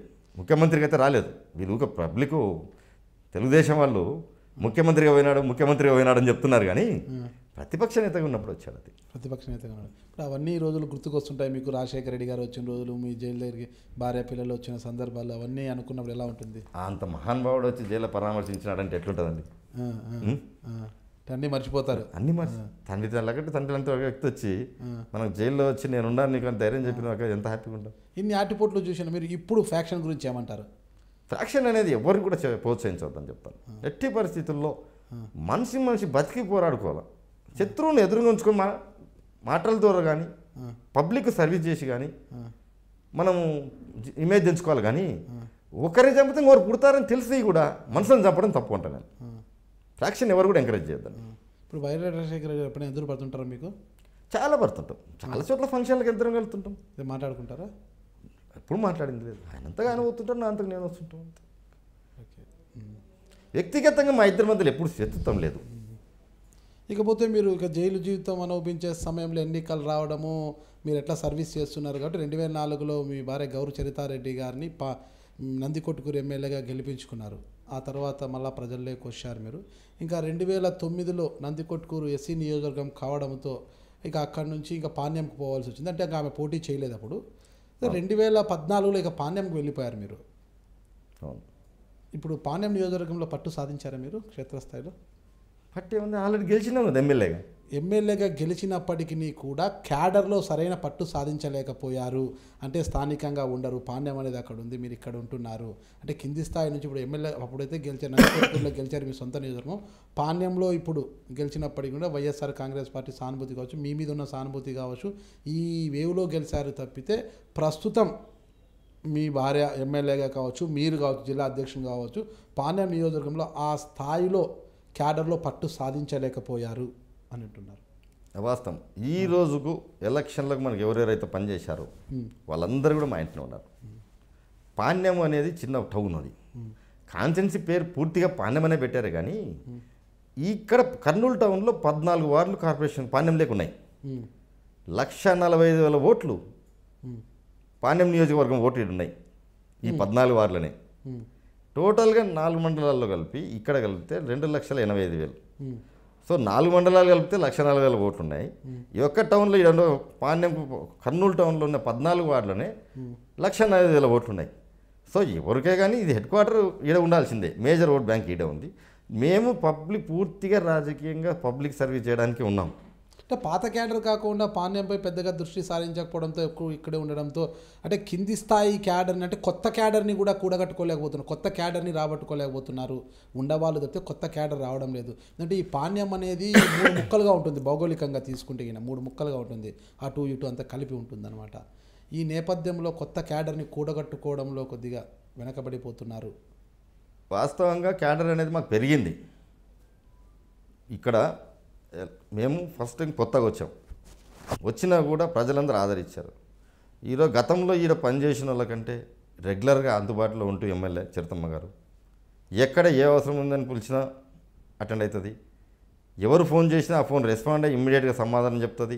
మళ్ళీ వాళ్ళకి చెప్పి పలానా నువ్వు ఏదైతే అడిగినావో అది వాళ్ళు పలానా చెప్పినా మీరు పోయి పలానా కలవండి అని చెప్పి మేము పూర్తిగా పబ్లిక్ సర్వెంట్గానే ఉన్నాము. మాకు బాగా క్యాడర్ పెరిగింది. క్యాడర్లో మాకు ఎక్కడ రిమార్క్ లేదు. మాకు ఇంకా పెరిగిందే కానీ తరిగింది లేదు. మీరేమో ఇలా అంటారు. అయితే మీ సొంత కాన్స్టిట్యూషన్ నందికొట్కూరు ఎస్సీకి రిజర్వ్ కావడంతో అయినప్పటికీ కూడా మీరు ఎక్కువగా మీ దృష్టి అంతా కూడా నందికొట్కూరు మీదే పెడుతున్నారు. ఆ కాన్స్టిట్యూషన్ మీద పట్టు కోల్పోకూడదు, అది కొంతవరకు సొంత కాన్స్టిట్యూషన్ మీద పట్టు కోల్పోకూడదు అన్నది ఒక వరకు ప్లస్ అయినా కూడా కొంతవరకు మైనస్ కూడా అయ్యే అవకాశం ఉంది. ఎందుకంటే దాని మీద దృష్టి వల్ల మీ ఇతర నియోజకవర్గం మీద, మీ సొంత నియోజకవర్గం అంటే పాణ్యం మీకు ఏదైతే ఎమ్మెల్యేగా రాజకీయ జీవితాన్ని ఇచ్చిందో ఆ కాన్స్టిట్యూషన్ మీద పట్టు కోల్పోయే అవకాశం ఉందనేది ఇక్కడ వాదన. లేదు నేను పాణ్యంలో ఎంత సర్వీస్ చేస్తున్నాము, నందికొట్కూరు వరకు నేను ఎంతసేపు ఉన్నా నాకు బంధువర్గం ఉంది. బంధువర్గం ఉన్నా కూడా బైరెడ్డి రాజశేఖర రెడ్డి గారు నందికొట్కూరు మీద ఎక్కువ ఫోకస్ చేస్తున్నారని, మీరు కూడా అదే బాటలో నడుస్తున్నారు అన్నది ఒక వాదన వినిపిస్తుంది. ఇప్పుడు నందికొట్కూరులో బైరెడ్డి తిరుగుతున్నా, నేను తిరుగుతున్నా, ఏం పని మీద తిరుగుతున్నాం? పెళ్ళిళ్ళు, చావులు పోతున్నాం. అంతకుమించి వేరే రాజకీయంగా మా ఆయన చేయడం లేదు, నేను చేయడం లేదు. కేవలం సీజన్లో రాజకీయంగా అక్కడ ఎస్సీ కాన్స్టిట్యూషన్ కదా, అక్కడ ఎమ్మెల్యే ఎవరు గెలిచినా కూడా మీ కంట్రోల్లో ఉండాలా, క్యాడర్ అంతా మీ కంట్రోల్లో పనిచేయాలా అనే ఉద్దేశంతోనే రెండు వర్గాలు మళ్ళీ పోటీ పడుతున్నాయి. అదేం లేదు, మామూలుగా నందికొట్కూరులో ఎస్సీ కాన్స్టిట్యూన్సీ అయింది. ఓ దిక్కు బైరెడ్డి వర్గం ఉంటుంది, ఓ దిక్కు గౌరెడ్డి వర్గం ఉంటుంది. ఈ రెండు వర్గాల మధ్యన ఎవరు క్యాండిడేట్ ఉంటే వాళ్ళు గెలుస్తూ ఉంటారు. పబ్లిక్ ఒపీనియన్ ఆ రోజు ఎవరికి ఓట్లు ఇస్తారో వాళ్ళకి ఇస్తారు, అంతే తప్ప ఆడేదో పట్టు వాయించుకోవడానికి మీ ఆలోచన చేసేది లేదు. మాకు ఎంతసేపు ఉన్నా పండెం మీదనే కాన్సన్ట్రేషన్ ఎక్కువ ఉంటుంది. నా భార్యను గెలిపించుకోవాలని ఉంటాయి కానీ ఆడేసి గెలిపించుకోవాలని అవసరమే ఉంది.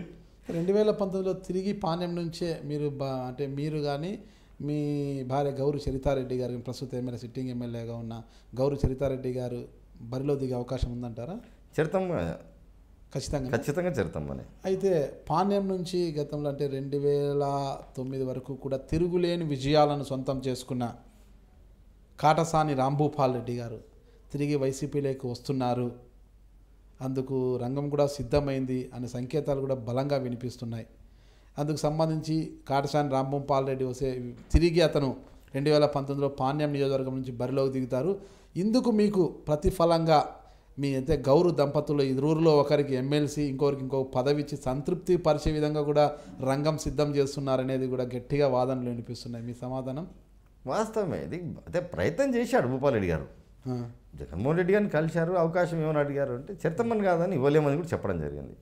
ఎందుకంటే సిట్టింగ్ ఎమ్మెల్యే చెరుతమ్మ, జిల్లా అధ్యక్షుడు గౌరంరెడ్డి, ఆ కుటుంబాన్ని కాదనకుండా నీకు ఎట్లా ఇవ్వగలుగుతున్నావు? వేరే ఎంపీ పార్లమెంట్కి రమ్మని అడిగాడు, లేదా వేరే అసెంబ్లీలో ఇవ్వమని అడిగాడు. భూపాల్ రెడ్డి గారి మీద నాకు అభిమానం ఉంది, వస్తే పార్టీలో చేర్చుకోవడానికి ఇబ్బంది లేదని నేను కూడా చెప్పాను జగన్మోహన్ రెడ్డి గారు. అంటే గౌరు చరితారెడ్డి గారు పెద్దగా పట్టు సాధించలేకపోయారు, క్యాడర్లో కూడా పట్టు లేకుండా పోతుంది. గౌరు చరితారెడ్డి గారు ఈసారి నిలబడినా కష్టం అవుతుంది అక్కడ విజయము. అంతటి ఖచ్చితంగా ప్రభుత్వం రావాలి అంటే కర్నూలు జిల్లాలో ఇతర నాయకులను ఎదుర్కోవాలి అంటే గౌరు వెంకటరెడ్డి ఒక్కరి వల్లే కాదు, కాటసాని రాంభూపాల్ రెడ్డి కూడా ఖచ్చితంగా తోడైతేనే అది సాధ్యం అవుతుందనే భావనతో ఖచ్చితంగా అతనికి టికెట్ ఇస్తామని పిలుస్తున్నారని చెప్తున్నారు. అటువంటిది లేదు, మా పార్టీ నుంచి పిలుపులేదు. ఒక పాణ్యములనే కాదు, గౌరవ వెంకటరెడ్డి ప్రతి నియోజకవర్గంలో, ప్రతి జిల్లా, ఈ జిల్లా మొత్తంలో ప్రతి నియోజకవర్గంలో పార్టీ డెవలప్మెంట్ నాకు కృషి ఉంది. పార్టీని గెలిపించడం కోసం ప్రతి అధ్యక్షునిగా ప్రతి తాలూకాలో నేను ఇన్వాల్వ్మెంట్ అయ్యి ప్రతి ఒక్కరిని కూడా పార్టీ కోసం ముందుకు సహకరిస్తున్నాం. అటువంటిది పాణ్యం కాన్ఫరెన్స్లో ఎట్లా ఎదుర్కొంటాను? అన్ని రకాలుగా అందరికంటే ఈరోజు ఫస్ట్ గెలిచే సీటు ఏది అంటే ఒకటి ఫస్ట్ చర్లపాటి నారాయణ రెడ్డి, 2 చరితమ్మ అనేది కూడా ఉంది మళ్ళీ. ఇవే కాకుండా మా జిల్లాలో 14లో ఖచ్చితంగా మళ్ళీ 11, 12 సీట్లు ఈజీగా గెలుస్తున్నాం. ఆ ఒకరు ఇద్దరు నుతి తలరాతలు లేక ఓడిపోవాలి తప్ప ఈ జిల్లా ప్రజలందరూ కూడా వైఎస్ఆర్ జగన్మోహన్ రెడ్డి గారికి ఓటు వేయడానికి ఎప్పుడు ఎలక్షన్ వచ్చినా సిద్ధంగా ఉన్నాం. అంటే కాటసాని రాంభూపాల్ రెడ్డి గారు ఇక మీ పార్టీలోకి రానట్టేనంటారా? కాటసాని రాంభూపాల్ రెడ్డి గారు మోస్ట్లీ పాణ్యం టికెట్ ఇస్తేనే వస్తా అని చెప్పి అడగడం జరిగింది. అది జగన్మోహన్ రెడ్డి గారు కాదు అని చెప్పడం జరిగింది. ఒకవేళ దానికి జగన్మోహన్ రెడ్డి గారు అంగీకరించి పాణ్యం టికెట్ ఇస్తామని అంగీకరించి పార్టీలోకి తీసుకుంటే మీ పరిస్థితి ఏమంటారు? చాలా వరకు ఆలోచన లేదు. జగన్మోహన్ రెడ్డి గారు ఆలోచన చేశారు నాతో, భూపాల్ రెడ్డి గారు వచ్చారు ఇట్లా అడుగుతున్నారు అని. అంటే మీ ఆలోచన ఏ విధంగా చెప్పండి అన్న అని చెప్పాను. నీకు తప్పదు ఇవ్వాలనుకుంటే చెప్పు. ఐఎమ్ క్లియర్గా పొలిటికల్ బ్యాక్గ్రౌండ్, ప్రశాంతంగా ఎన్నుకుంటా. నువ్వు సీఎం కావాలి నాకు రాజశేఖర రెడ్డి తండ్రి అని ఏ విధంగా అనుకున్నావు, ఆయన కొడుకు సీఎంగా కోరుకోవడానికి నీ తప్పుకోవడానికి సిద్ధంగా ఉన్నా అని కూడా చెప్పాను. అట్టయితే జిల్లాలో నేను మిమ్మల్ని పోగొట్టుకోలేమని చెప్పాను. టోటల్గా నాకు పాలిటిక్స్ నుంచే పక్కకు పోతాను, పిల్లలు ఎదుగుతున్నారు, చదివించుకోవాలి, నాకు కూడా రెస్పాన్సిబిలిటీ ఉంది, నీకు అంతగా తప్పదు, ప్రెజర్ ఉంది అంటే కూడా నేను మానుకోవడానికి సిద్ధంగా ఉన్నాను కూడా చెప్పి. నాకేమీ ఖచ్చితంగా ఎమ్మెల్యేలే కావాలా, ఈ పదవే ఉండాలా అని ఆలోచన లేదు.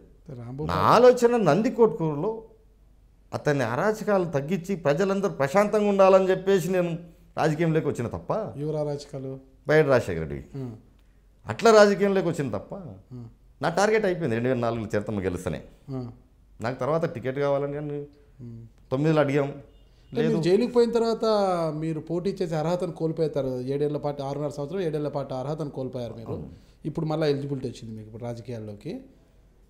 ఆ క్రమంలోనే గౌరి చరితమ్మ గారిని మీరు నిలబెట్టడం జరిగింది, ఎమ్మెల్యే గెలిపించుకున్నారు. రెండోసారి కూడా ఎమ్మెల్యే అయింది ఆవిడ. అయితే మూడోసారి మీరు బరిలో ఉంటారు, లేదంటే ఇద్దరికి టికెట్లు కావాలని అడుగుతున్నారా? నాకైతే టికెట్ కావాలని కోరిక లేదు, ఎమ్మెల్యేగా నిలబడాలని కోరిక లేదు. కేవలం చరితమ్మ ఒకతే నిలబడుతుంది.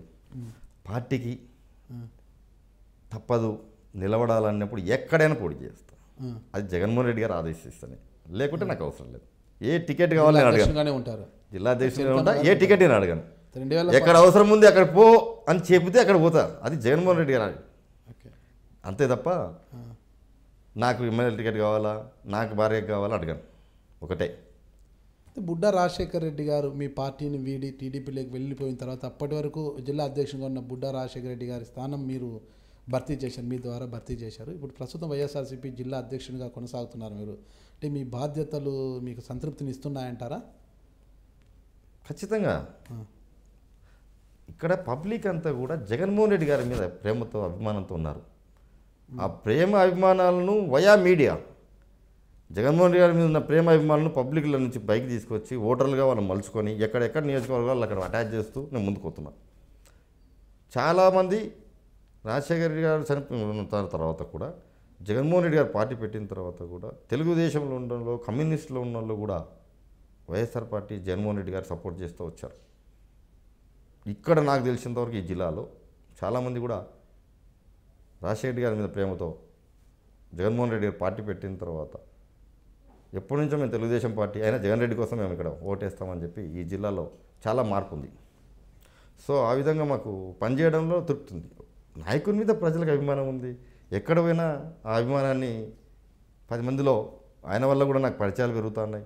సో దానివల్ల పబ్లిక్లో ఇమేజ్ పెరుగుతూ అవుతుంది. కాబట్టి ఈ సంతోషంగా సంతృప్తిగా పనిచేస్తూ ఉంటాం. అంటే జిల్లాలో కీలక నేతలు అంటే భూమా నాగిరెడ్డి కావచ్చు, ఆయన కుమార్తె అఖిలప్రియ కావచ్చు, ఎస్వి మోహన్ రెడ్డి గారు కావచ్చు, ఇలా కీలక నేతలంతా కూడా టీడీపీ తీర్థం పుచ్చుకొని అటువైపుగా వెళ్ళిపోయారు. అంటే ఆ స్థానాలన్నీ అంత క్యాపబుల్ ఉండే వారితో భర్తీ చేసుకొని ముందుకు పోగల ధీమా మీకు ఉందంటారా? ఉంది. ఎక్కడైనా కానీ ఇప్పుడు వాస్తవంగా నేను చిన్న ఎగ్జాంపుల్ చెప్తాను. బయట రాజశేఖర్ ముందు మేము ఎంత, ఆయన 2 సార్లు ఎమ్మెల్యే, 99లో తగిలిన ఆయన మీద ఓడిపోయినా, మళ్ళీ 2004లో గెలుచుకున్నాం. ఎక్కడికే కానీ ఆ రోజుల్లో ఈ పార్టీ వేవు లేవు. కాంగ్రెస్ తెలుగుదేశం అని ఉండింది. ఆ రోజు కాంగ్రెస్ పార్టీలో 99లో పోటీ చేశాను, నేరలో ఓడిపోయాను. 22,600 ఓట్లు గుద్దుకుంటే కూడా నేను 6,000తో ఓడిపోయినా. 11 గ్రామాలు నాకు ఆ రోజు ఏజెంట్ లేరు.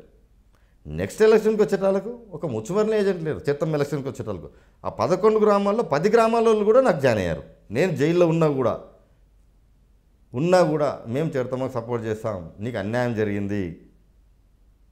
ఇక్కడ మీరు ఎవరైతే నందికొట్కూరులో అరాచకాలు చేస్తున్నారు బైరెడ్డి రాజశేఖర రెడ్డి గారు, ఆయన అరాచకాలను అడ్డుకోవడానికి నేను రాజకీయాల్లోకి రావాల్సి వచ్చింది అంటున్నారు. అదే బైరెడ్డి రాజశేఖర రెడ్డి గారు ప్రస్తుతం ఆర్పీఎస్ పార్టీ, రాయలసీమ పరిరక్షణ సమితి పార్టీ పెట్టి రాణిస్తున్నా కూడా ఒకనొక సమయంలో వైసీపీలోకి రావడానికి ఇటీవల కూడా చర్చలు జరిపారు, ప్రయత్నాలు జరిగాయి అంటున్నారు. అదే సఫలమయ్యి బైరెడ్డి రాజశేఖర రెడ్డి గారు వైసీపీలోకి వస్తామనుకుంటే మీ జగన్మోహన్ రెడ్డి గారు పార్టీ అధ్యక్షుడు జగన్మోహన్ రెడ్డి గారు తీసుకోదలిస్తే మీ పరిస్థితి ఏంటంటారు? ప్రయత్నం చేయడం జరిగింది. నన్ను ఖచ్చితంగా ఏ విషయంలో కర్నూలు ఎవరు పోయి కలవని జగన్మోహన్ రెడ్డి గారు నాతో ఆలోచన నన్ను పిలిపించుకొని పలానా లీడర్ వచ్చాడు, పలానా వ్యక్తి వచ్చాడు, ఏ విధంగా మనం ఆలోచన చేద్దాం. రాజశేఖర రెడ్డి గారు ప్రయత్నం చేసినప్పుడు కూడా వచ్చినాడు. పార్టీలోకి వస్తానని చెప్పలేదు. నేను చంద్రబాబు నాయుడు తిట్టుకుంటూ తిరుగుతుంటా కాబట్టి వైఎస్ఆర్సీపీ ఆర్పిఎస్కి మీరు మద్దతు ఇవ్వండి, నేను మీకు ఇది చేసుకుంటూ పోతా అని చెప్పి ఏదో అడగడం జరిగింది బయా మీడియా. అన్న అతను స్టాండర్డ్ అయిన మనిషి కాదు, మనం ఏం కమిట్ అయినా రేపు పొద్దున మళ్ళీ 4 రోజులు 6వ రోజు మళ్ళీ మిమ్మల్ని తిట్టిపోతే కూడా, పార్టీని తిట్టిపోతే కూడా ఇబ్బంది, సో మనకు అవసరం లేదు అటువంటి వ్యక్తులు అని చెప్పి ఆ మీద గౌరవంతో జగన్ రెడ్డి గారు వద్దన్నారు. పార్టీలో చేరనికి కాదు, పార్టీ మద్దతు అడిగాడు ఆయన పార్టీకి మా పార్టీ మద్దతు అడిగాడు. అది భయ మీడియా వేరే వాళ్ళ ద్వారా. అంటే ప్రత్యేక రాయలసీమ కోసం ఆయన పోరుబాట చేస్తున్నారు కదా, అంటే ప్రత్యేక రాయలసీమ వాదం ఉండే వాళ్ళంతా కూడా ఆ ఓటు శాతం మీకు కలిసి వచ్చే అవకాశం కదా బైరెడ్డి రాజశేఖర రెడ్డి మీ పార్టీలోకి వస్తే, నేను మద్దతు కోరితే. మీకు తెలిసి ఆయన ప్రత్యేక రాయలసీమ తిరుగుతా అన్నాడు, రాయలసీమతో తిరిగినాడు. ఒక జిల్లాలో ఒక నన్ను రిప్రజెంటేటివ్ పెట్టుకోగలిగినాడా? ఒక తాలూకాల ప్రాణాలు ఉన్నాడు నాకు అని పెట్టుకోగలిగినాడా? ఏదో పోతున్నాడు, నా మైక్ ఉందని తిరుగుతున్న మైక్ పెట్టుకుని 4 మాటలు చెప్పుకుంటూ పోతున్నాడు, పొద్దున్న సాట సాయంత్రం సాట. అంతకుమించి ఆయన ఏంది చేసుకున్నాడు, ఏం క్యాడర్ తయారు చేయగలిగినాడు? ఉద్యమంలో నీకు ప్రతి ఉద్యమంలో ఎంతమంది కావాలా? స్టూడెంట్స్ ఆర్గనైజేషన్లతో టచ్లో ఉండాలి, ప్రతి కాన్ఫరెన్స్లో రైతులతో టచ్లో ఉండాలి. ఎక్కడ రెస్పాన్సిబిలిటీ ఉంది? పోతున్నాడు, ఆ 4 ఉంటే 4కి మాట్లాడడం చెప్తున్నాడు, పేపర్లో తిరిగి వస్తున్నాడు. మేము ఎప్పుడు కూడా ఇది పేపర్లో ఫోటో రావాలా, టీవీలో కనపడాలి తప్ప వీళ్ళకు పబ్లిక్ సేవ చేయాలని, ఉద్యమం ఏదో పెంచాలని కాదు. వీళ్ళల్లో ఉద్యమకారులు కాదు, దట్ ఈస్ రాంగ్. ఏదో ఆయన పేపర్ పబ్లిసిటీ కోసం, ఆయన టీవీలో కనపడేదో 4 తిట్టడం కోసం చేస్తున్నాడు తప్ప ఉద్యమం కాళ్ళకు. ఆయన టీవీలో కనిపించడమునా కనిపించకపోయినా పక్కన పెట్టేసి, మనము మీడియా ఒక ఇది పక్కన పెట్టేసి, ప్రత్యేక రాయలసీమకు మీరు అనుకూలమా వ్యతిరేకమా? ప్రత్యేక రాయలసీమ కావాలని కొత్త ఒక్కరు కోరుకుంటున్నాం. ఇప్పుడు కోరుతున్నాం. స్టేట్ డివైడ్ అయిన తర్వాత ఈరోజున్న పరిస్థితుల్లో మనం విజయవాడకి వెళ్ళి పోవాలంటే ఇక్కడి పక్క ప్రజలకి ఎవరికి కూడా అలవాటు లేని విధం. హైదరాబాద్కి ఎంత ఫ్రీగా పోగలుగుతుంటామో ఈరోజు ఈ పక్క ఏ పనికి పోవాలని కూడా పోబుద్ది కాని పరిస్థితి ఉంది. సో ఈ విధంగా ప్రతి ఒక్కరికి కష్టమే. పిల్లలు ఏ సర్టిఫికేట్లకు పోవాలన్నా, ఏ ఇంటర్వ్యూకి పోవాలన్నా అమరావతికి పోవాలా, ఏ సర్టిఫికేట్ తెచ్చుకోవాలన్నా అమరావతికి పోవాలా, ఏ విధమైన సీఎం రిలీఫ్ ఫండ్ కావాలన్నా అమరావతికి పోవాలా, ఏ మంత్రితో కలిసాలన్నా అమరావతికి పోవాలా. ఇక్కడి ప్రజలకు అది సరిపోదు. సో ఈ ఉద్యమంకు సపోర్ట్ చేయడానికి మేమందరం ఎవరెవరు ఎప్పుడన్నా కానీ మంచి ఉద్యమకారుడు వచ్చి ప్రత్యేక రాయలసీమ కోరుకుందాము అన్నారు, మా మద్దతు ఉంటుంది. బైరెడ్డి రాజశేఖర రెడ్డి మంచి ఉద్యమకారుడు కాదంటారా? కాదు. ఎందువల్ల కాదంటారా? ఇప్పుడు ఒక ఉద్యమం చేసేటప్పుడు ఇప్పుడు 2 సార్లు 3 సార్లు రాయలసీమలో తిరిగినాడు, తిరగలేని అంటలేను, తిరగడంలో బాగా తిరుగుతున్నాడు. ఎక్కడ క్యాడర్ తయారు చేయగలిగినాడు? క్యాడర్ అనేది ఒక్కడే ఉండాలన్నాడు. ఆయనతో పాటు ఇంతకుముందు ఎవరు పొద్దుటూరులో కథ అని చెప్పి తిరుగుతూ ఉంటాడు. స్టార్టింగ్లో ఈయనకు తెలియకుండా స్టేట్మెంట్ ఇచ్చినాడు అని చెప్పి ఆయన దూరం పెడతాడు. ఈయనొక్కడే ఉద్యమకారుడు, వాళ్ళ కాదా? ఎప్పటి నుంచి ఉద్యమం చేస్తున్నారు? మైసారెడ్డి చేసినాడు, రాజశేఖర్ తిరిగినారు, రాయలసీమకు అంటే ప్రాజెక్టులు కావాలన్నా ఇంకోటి కావాలన్నా తిరిగినారు. అందరినీ కలుపుకొని తిరిగినారు. ఇళ్ళ ఒకరొకరు తిరగలే. ఈయన ఎంతసేపు ఉన్నా వన్ మ్యాన్ షో. ఆ ఒక్కదాంతో ఈయనకు ఓకే. జిల్లా పార్టీ అధ్యక్షులుగా ఉన్న మీరు సంతృప్తికరంగా రాణిస్తున్నామంటున్నారు కదా. అయితే లోకల్ బాడీకి సంబంధించిన స్థానిక సంస్థల ఎమ్మెల్సీ ఎన్నికల్లో మీ పార్టీ ఓటమికి మీ వ్యూహంలో లోపమే కారణం అంటున్నారు. అంటే చంద్రబాబు నాయుడు గారు, భూమా నాగిరెడ్డి గారు, అప్పటి వరకు ఉన్న భూమా నాగిరెడ్డి గారిపై చూపించిన వివక్షత ఏమి, ఆయన మరణానికి ఒక విధంగా చంద్రబాబు నాయుడే కారణము, మంత్రి పదవి ఇస్తానని ఇవ్వకపోవడము, ఆలస్యం చేయడంతోనే, ఆ మనోవేదనతోనే ఆయన చనిపోయాడు అన్న విషయాల్ని కూడా మీరు బయటికి తీసుకురాలేకపోయారు, క్యాడర్లో పూర్తిస్థాయిలో నింపలేకపోయారు. ఇవన్నీ చెప్పుకోలేకపోవడంతో మీ వ్యూహం లోపం కారణంగానే మీ పార్టీ ఓటమికి గల కారణం అంటుంటారు. పార్టీ ఆదేశం ప్రకారము మనం ఆ రోజు అనుకోకుండా పోటీలోకి దిగాం. ముందు ప్రీ ప్లాన్గా చేసింది కాదు ఇది. ఎలక్షన్లు నోటిఫికేషన్ వచ్చినాక ఏ విధంగా చేద్దామని చెప్పేసి ఒక జిల్లా అధ్యక్షునిగా పార్టీ ప్రెసిడెంట్ జగన్మోహన్ రెడ్డి గారితో కూర్చున్నాం. కూర్చున్నప్పుడు 11 మంది ఎమ్మెల్యేలు ఉన్నప్పుడు 146తో ఓడిపోయాను. సో 5 మంది పోయేటానికి ఎంత ఉందో డిఫరెంట్ అని కూడా మాట్లాడడం జరిగింది. దాదాపు మన ఇంట 350 మంది ఉన్నారు, మిగతా 700 చిల్లర అక్కడ ఉన్నారన్న అని చెప్పడం జరిగింది. ఈ పరిస్థితుల్లో పోటీ పెట్టాల్సిన అవసరమా అంటే లేదన్న, జనరల్ ఎలక్షన్ 2 ఇయర్స్లో ఉంది కదా, పెడితే బాగుంటుంది, ఎవరెవరిని పెడదాం ఉండని అని నేను ఎవరెవరిని ప్రయత్నం చేస్తా అని చెప్పాను. వద్దు నువ్వే ఉండు అన్నాడు.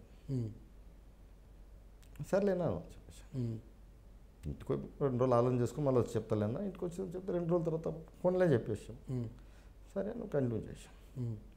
భూమనాయరెడ్డి మంత్రి పదవి రాలేదు అనే మనస్తాపంతో వాస్తవం ఉన్నాడు. కానీ భూమనాయరెడ్డి గారు ఎప్పుడే కానీ ఏ పార్టీలు ఉంటే ఆ పార్టీ కోసం చాలా సిన్సియర్గా పనిచేసే మనిషి, ఎక్కడ కూడా పొరపాటు చేయడు. కానీ అక్కడ ఏం జరిగిందంటే శిల్పా చక్రపాణి కంప్లైంట్ ఇవ్వడం వల్ల భూమనాయరెడ్డిని నంద్యాల ఉన్న కౌన్సిలర్ను విజయవాడ పిలిపేయడం జరిగింది. భూమనాయరెడ్డి గారు హాస్పిటల్లో ఉన్నారు, హెల్త్ బాలేక హైదరాబాద్లో. హాస్పిటల్లో ఉన్నోని హుటాహుటిన సీఎం గారు రమ్మన్నారని పిలుచుకుపోయాను. పిలుచుకపోతే ఆడ జరిగింది ఏమంటే నంద్యాల కౌన్సిలర్లు భూమనాయరెడ్డి ఏందో చెప్పలే అంటే వాళ్ళ ముందని అడిగాడు, ఏమయ్యా అని చెప్పినా అంటే చక్రపాణి రెడ్డికి చేయమని చెప్పినాడు. మళ్ళీ ఏమయ్యా నువ్వు ఇట్లా చెప్పి అంటే వాళ్ళు కంప్లైంట్ చేస్తే నన్నెట్ట పిలిపిస్తావన్నా నువ్వు, సీఎం గారి మీద గొడవ జరిగింది ఆ రోజు భూమనాయరెడ్డికి సీఎం గారికి అని చెప్తున్నారు వాళ్ళ వర్గం అసలే. సో ఆ ప్రెస్ స్టేషన్లో అతను నల్లినాడు. ఎందుకంటే నాయరెడ్డి గారు సిన్సియర్ మనిషి, చాలా సిన్సియర్. మళ్ళీ అట్లా కాదు, ఎక్కడ ఏ పార్టీలు ఉంటే ఆ పార్టీ కోసం సిన్సియర్గా పనిచేస్తాడు. మళ్ళీ ఒక్కటి కూడా రిమార్క్ ఉండదు. అటువంటి వ్యక్తిని అనుమాన పట్టాలకు బాధపడరు. ముందే ఆయన చాలా ఆనెస్ట్, ఏదైనా కానీ ఒక మాట చెప్పినా ఒక మాట మీద నిలబడతారు. అటువంటిది కేవలం వీళ్ళ కంప్లైంట్ వల్ల ఆయన నలిగి ఈరోజు సాగు కారణం. ఈ కారణం చంద్రబాబు నాయుడు, చక్రపాణి నాయుడు ఇద్దరే. మళ్ళీ ఇవన్నీ మీరు ఆ రోజు స్థానిక సంస్థల ఎన్నికల సమయంలో ఎందుకు చెప్పలేకపోయారు? ఒకటన్నా ఇది ఒక చావును రాజకీయానికి వాడుకునికలేదు. ఇప్పుడు భూమనాయరెడ్డి మా పార్టీ అయితే నా వల్ల చనిపోయినాడు, ఆయన ఇట్లా జరిగిందని చెప్పుకోవచ్చు. కానీ అది నా పార్టీ కాదు, అతను పార్టీ మారినాడు. మారితే ఏ నాగిరెడ్డి సిన్సియర్ మనిషి అని చెప్తున్నా కదా. అంత సిన్సియారిటీ ఉన్న నాగిరెడ్డి గారు పార్టీని ఎందుకు, వైఎస్ఆర్సీపీ పార్టీని ఎందుకు వేడారంటారు? మాకున్న ఇన్ఫర్మేషన్ ప్రకారము భూమనాయుడి మీద తప్పులు కేసులు పెట్టినాక సీఎం రెడీ అయ్యి నువ్వు వస్తావా ఈ కేసులు పెట్టాలని బెదిరించినాడు. కేసులు భయపించే నాయుడిని తీసుకున్నారని. కేసులకు భయపడే వ్యక్తి నాగిరెడ్డి గారు అంటారా? ఇప్పుడు మర్డర్ కేసు అయితే భయపడు, కింది స్థాయి వర్గము నోటో శత్రువు వచ్చినాడని. ఏ గంజాయి కేసు పెడతామనో, ఏ ఎర్రచందనం కేసు పెడతానంటే ఎట్లుంటుందన్న? నాగిరెడ్డి గారి మీద అటువంటి బెదిరింపులు చేశారు. సో ఇప్పుడున్న పరిస్థితుల్లో పిల్లలు ఎదిగే పరిస్థితుల్లో ఎవరికే కానీ ఫ్రాక్షనే వద్దు, కేసులే వద్దు, స్టేషన్లే వద్దు అనుకునే టైంలో పోలీస్ స్టేషన్లకు ఎందుకు పోవాలి? చిన్న ఇష్యూ కోసం కేసు పెట్టరా లేదా? మున్సిపల్ ఎలక్షన్ మున్సిపల్ మీటింగ్ జరిగేలో మీటింగ్లో ఒక ఎమ్మెల్యేకి విలువ లేకుండా మాట్లాడేసి వాళ్ళంతా వాళ్ళు క్లోజ్ చేస్తుంటే అట్టెట్టలు లేస్తారు అనేదానికి నాయుడు మీద కేసు పెట్టారు. అట్లా 3-4 కేసులు తప్పుడు కేసులు పెట్టారు. సొంగ బెదిరింపలు ఎన్నెన్ని కేసులు పెట్టుకుంటే మనం పొద్దున్న లేచిన నుంచి స్టేషన్ల చుట్టూ తిరగాల, కోర్టు చుట్టూ తిరగాల అని ఆలోచన చేసి ఉండొచ్చు కదా. ఎందుకంటే ఆయనకు పిల్లలు ఎదుగుతున్నారు, వాళ్ళ చదువులు ఉన్నాయి. అంతకుముందు అంటే అక్క ఉండింది, అక్క చూసుకునేది మొత్తం. ఇప్పుడు పూర్తి పత్రం కుటుంబ పరంలో నాయుడు అన్న మీద వాడింది. సో అటువంటి ఆలోచనతో వాళ్ళకు కేసులు పెట్టించుకోవడం ఎందుకని ఆలోచిస్తూ సరెండర్ అయ్యొచ్చు. సరే, భూమా నాగిరెడ్డి గారి కేసులకు భయపడి టీడీపీలోకి వచ్చారు. తర్వాత మనోవేదన చెందారు. చంద్రబాబు నాయుడు గారు అతని మీద అనుమానపడ్డము, మందలించడంతో ఆ మనోవేదనతో చనిపోయారు. ఈ ఒక ఎన్నికలకు ఒక దీన్ని వాడుకోవడము పద్ధతి వాడుకోవడం మీరు వాడుకోలేదు, ఓకే, అంతవరకు బాగానే ఉంది. ఇకపోతే అంటే ఆ ఎమ్మెల్సీ ఎన్నికల తర్వాత ఎక్కడ ఎలాంటి పొరపాట్లు జరిగారని మీరు స్క్రూటినీ చేసుకోగలిగారు? అంటే మీరు అంచనాకు తగ్గట్టుగా కాకోకుండా మీరు అంచనాలకు మించి మెజార్టీ తగ్గింది మీకు. వాస్తవంగా నేను గెలిచిన, నువ్వు ఏ తెలుగుదేశం వల్ల అడుగు చెప్తారు, మీరు ఖచ్చితంగా ఇన్ని ఓట్లు వస్తాయి అనుకున్నారు. కానీ అది రాకుండా పోవడానికి ఓడిపోయినా నేను గెలిచినట్లు. ఇప్పుడు ఎలా? నాకు వైఎస్ఆర్ పార్టీకి ఉన్న ఓట్లు తెలుగుదేశానికి ఆ రోజు పోలింగ్ జరిగిన ఓట్లు 320 తేడా ఉన్నాయి. మాకు వాళ్ళకి 350 ఓట్లు తేడా ఉన్నాం. 350 ఓట్లు ఉండేది 67కు తీసుకొచ్చినాం. నైతికంగా నేను గెలిపోయి వాళ్ళు నాకు డిపాజిటే రాదు అని ప్రచారం చేసిన వాళ్ళు. అదేవిధంగా అధికార బలంతో అధికారము లాస్ట్ మూమెంట్లో ఇంటెలిజెన్స్ రిపోర్ట్స్లో గవర్నమెంట్ రెడ్డి గెలుస్తున్నాడని ఇచ్చారు. ఆ ఇచ్చింతో మళ్ళీ తర్వాత పయాల కేశవులు అంతపూర్ నుంచి అని చెప్పిన తర్వాత తలకుందలే మీరు ఓడిపోయారు. అంటే ఎక్కడ తప్పులు జరిగింది ఆయన మీరు ఏమన్నా మళ్ళీ ఇది చేసుకున్నారు? అనంతపూర్ జిల్లా నుంచి పయాల కేశవులు వచ్చినాడు, నంద్యాల పార్లమెంట్లో ఆయన హ్యాండ్ ఓవర్ చేసుకున్నాడు. అచ్చెన్నాయుడు మినిస్టర్ వచ్చి కర్నూలు పార్లమెంట్లో చూసుకున్నారు. అధికారం ఉంది, డబ్బు ఉంది, ఇచ్చలేడు, ఇచ్చేసినారు. అంత ఇచ్చినా కూడా మాకు ఎందుకు ఇంత తక్కువ అని మదనపడుతున్నారు వాళ్ళు. కావాల్సి కనుక్కో. నైతికంగా మీరు గెలిచామంటారు. మేము నైతికంగా గెలిచాం. ఇంకా వైఎస్ఆర్ పార్టీకి జిల్లాలో బాగుంది అని నిరూపించడం కోసం నేను నిలవన్నా. ఓకే, ఇదంతా బాగానే ఉంది. భూమా నాగిరెడ్డి గారు చనిపోయిన తర్వాత జగన్మోహన్ రెడ్డి గారు చూడ్డానికి కూడా రాలేదు. అంటే మీరు చెప్పారు ఇప్పుడు భూమా నాగిరెడ్డి గారు కేవలం కేసులకు భయపడే పార్టీని వీడాల్సి వచ్చింది, అది ఒక సిన్సియర్ నాయకుడు. అంత సిన్సియర్ నాయకుడు, ఒక సీనియర్ పొలిటీషియన్ చనిపోతే మీ పార్టీ అధ్యక్షుడు జగన్మోహన్ రెడ్డి గారు కనీసం చూడ్డానికి కూడా రాలేదు. అది కూడా మీకు మైనస్ కాదంటారా మీ పార్టీకి? యాక్చువల్ మన పార్టీ వదిలేసి వెళ్ళిపోయినారు వాళ్ళు. పార్టీలో ఉంటే సామాన్య కార్యకర్త ఉన్న అధ్యక్షుల వారు వస్తారు. పార్టీ వదిలిపోయినారు వాళ్ళు. వదిలిపోయిన తర్వాత కూడా మనం చూడడానికి పోవాలంటే అది అధ్యక్షుల వారి నిర్ణయం. వదిలిపోయిన తర్వాత కూడా అంటే ఏ పరిస్థితుల్లో వెళ్ళిపోయారో అవన్నీ మనం పక్కన పెట్టేసినా మీ పార్టీలో అంతకుముందు మీ పార్టీలోనే గెలిచారు, మీ పార్టీకి సేవలు అందించారని ఇవన్నీ దృష్టిలో పెట్టుకుని జగన్మోహన్ రెడ్డి గారు ఒక పార్టీ అధినేతగా వచ్చి చూసిపోయిందంటే ఇది మీకు ప్లస్ అయ్యేది కదా. ఇదే నేను చెప్తున్నది. ఒక శవాన్ని పెట్టుకుని రాజకీయాన్ని లబ్ధి పొందాలని ఆలోచన చేయొద్దు అంట నేను. అది రాజకీయం మేము ఒక పార్టీకి ఎథిక్స్ ఉన్నాయి. ఒక పార్టీ అధినేత ఒక మానవతా దృక్పథంతో వచ్చి చూసిండిపోతే వచ్చే నష్టం ఏంటి? నష్టమైతే ఏం లేదు, నష్టమైతే లేదు. కానీ కనీసం కూడా ఇప్పుడు ఒక పార్టీలో ఉండి ఈ పార్టీలో గెలిచి అతను అనుకున్న పరిస్థితుల్లో పక్కకు అది పోయేయడానికి కూడా చాలా వరకు ప్రయత్నాలు చేయడం జరిగింది జగన్మోహన్ రెడ్డి ఆపడానికి. ఎంత ప్రయత్నం చేసినా వాళ్ళు పోయినారు. కాదని పోయిన తర్వాత చూడాలనే ఆలోచన రావాల్సిన పని లేదు. అయినా కూడా ఫోన్ చేసి మమ్మల్ని పరామర్శించిపోయి పలకరించరండి అన్నాడు జగన్మోహన్ రెడ్డి గారు. అఖిలమ్మతోటి ఫోన్లో పరామర్శించాడు. జగన్మోహన్ రెడ్డి గారు రాకపోయినా జయమ్మ గారినో శబరిమ గారిని ఎవరిని పంపించినా కూడా బాగుండేది కదా అన్నది నంద్యాల నియోజకవర్గంలో కావచ్చు, కర్నూలు జిల్లా ప్రజల నుంచి వినిపిస్తున్న బలమైన వాదన ఇది. అడిగారు, ప్రజలంతా అడిగారు. చాలా వరకు నన్ను కూడా అడిగారు, జగన్మోహన్ రెడ్డి గారు వస్తే ఎట్లుంటుంది అంటే బాగుందమ్మా, మనం రావడం వల్ల ఆ కుటుంబానికి ఇంకెంత కొంత నష్టమే జరుగుతుంది తప్ప. ఎందుకంటే వాళ్ళకి ఎన్నో రకాలుగా హామీలు ఇచ్చి భయభ్రాంతులకు చేసి తీసుకుపోయారు. సో ఎన్నో జగన్మోహన్ రెడ్డి గారు ఆడికి అటు అండ్ అయితే ఇంకా వీళ్ళకి లోపల సంబంధాలు ఉన్నాయేమో చంద్రబాబు నాయుడు ఇంకా మోసం చేయొచ్చు. ఆ విధంగా ఆ కుటుంబం ఏమైనా ఇబ్బంది పడుతుందేమో అనే ఆలోచనతో కూడా రాకుండా. ఓకే, భవిష్యత్తులో అంటే ఈ నంద్యాల ఉప ఎన్నికల సందర్భంలో ఇది మీకు మైనస్ కాదంటారా జగన్మోహన్ రెడ్డి అంశం? ఏం మైనస్ కాదు అంటే అది వాళ్ళకి పాజిటివ్గా మారే అవకాశం ఉంది కదా. కనీసం వచ్చి చూడ్డానికి కూడా రాలేదు రోజు భూమా నాగిరెడ్డి గారు చనిపోతే, అటువంటి పార్టీగా మేము ఓట్లు వేయాల్సింది అనేసి ఒక సానుభూతి వాళ్ళకి రాదంటారా? ఒక్కటన్నా సానుభూతి అనేది వదిలేయండి. ఒక్కసారి మనం కాదని పోతున్నప్పుడు కాదు అని నాతో చెప్పి నువ్వు పక్కకు పోతే నేను నీ దగ్గరికి వచ్చి చూసినా అంటే నా యొక్క విలువ ఎత్తుతలు తగ్గిపోతాయి. అక్కడ మీది కాదు, నువ్వు స్వయంగా నాకు నేను పోతున్నా నీ అంటే ఉండను అని చెప్పి పోయిన తర్వాత నీకేమైనా జరిగితే నేను చున్నీకి వస్తే నీ కుటుంబం యొక్క విలువలు తగ్గిపోతాయి. మేము వచ్చి ఇంకా నష్టం చేసినట్లు అవుతుంది అనే ఉద్దేశంతో కూడా రాలేదు. ఓకే, ఇంకా ఆ విషయం మనం పక్కన పెడితే ఒక జిల్లా అధ్యక్షునిగా మీరు సంతృప్తికరంగా పని చేయడం లేదు అనే ఒక విమర్శలు అయితే బలంగా వినిపిస్తున్నాయి జిల్లాలో. మామూలుగా గౌరవ మాట అంటుంటారు. ఇప్పుడు పార్టీ పెట్టిన నుంచి నేను అధ్యక్షుడిగా ఉన్నా. ఆ రోజు తీసుకునే రోజు ఒకటే చెప్పిన, నువ్వు గెలిచినా ఓడినా పోలీ ఎలక్షన్ అయిపోయిన తర్వాత 2 ఏళ్ళు రెస్ట్ చేయన్న నాకు. అట్లాగే 2 ఏళ్ళు పక్కకున్నా మళ్ళీ వచ్చేస్తున్నా. నా ధ్యేయం వల్ల పార్టీని డెవలప్ చేసుకోవాలి తప్ప ఎవరిని కూడా నేను ఒక వ్యక్తిని విమర్శించే మనిషిని కాదు, ఒకరిని దూరం పెట్టే వ్యక్తిని కాదు. నేను అందరినీ కలుపుకొనే పోతూ ఉంటాను. చిన్న పెద్ద అనే తేడా లేకుండా ప్రతి ఒక్కరితో నేను స్నేహంగా ఉంటాను. ఎవరిని కూడా నువ్వు ఇట్లా చేసావు అట్లా చేసావు దూరం పెట్టాల్సిన అవసరం నాకు లేదు. కానీ గౌరీ వెంకటరెడ్డి గారికి ఉన్న వేగంతో పోల్చుకుంటే ఇప్పుడు పార్టీ జిల్లా అధ్యక్షుని బాధ్యతగా చేపట్టిన తర్వాత ఆ వేగం చాలా నెమ్మదించింది. ఎందుకని ఎవరిని ప్రశ్నించడం, ఆయన చెప్పుకోలేని చెప్పని ఎంతో అసంతృప్తి ఆయనలో దాగి ఉంది, పైకి చెప్పుకోలేకున్నారు ఆయన అంటున్నారు. ఇది వాస్తవం? నాకేం అసంతృప్తి లేదు, అసంతృప్తి పడాల్సిన అవసరం లేదు. ఇది నా పార్టీ, నా పార్టీ కోసం నేను పనిచేయడానికి సిద్ధంగా ఉన్నాను.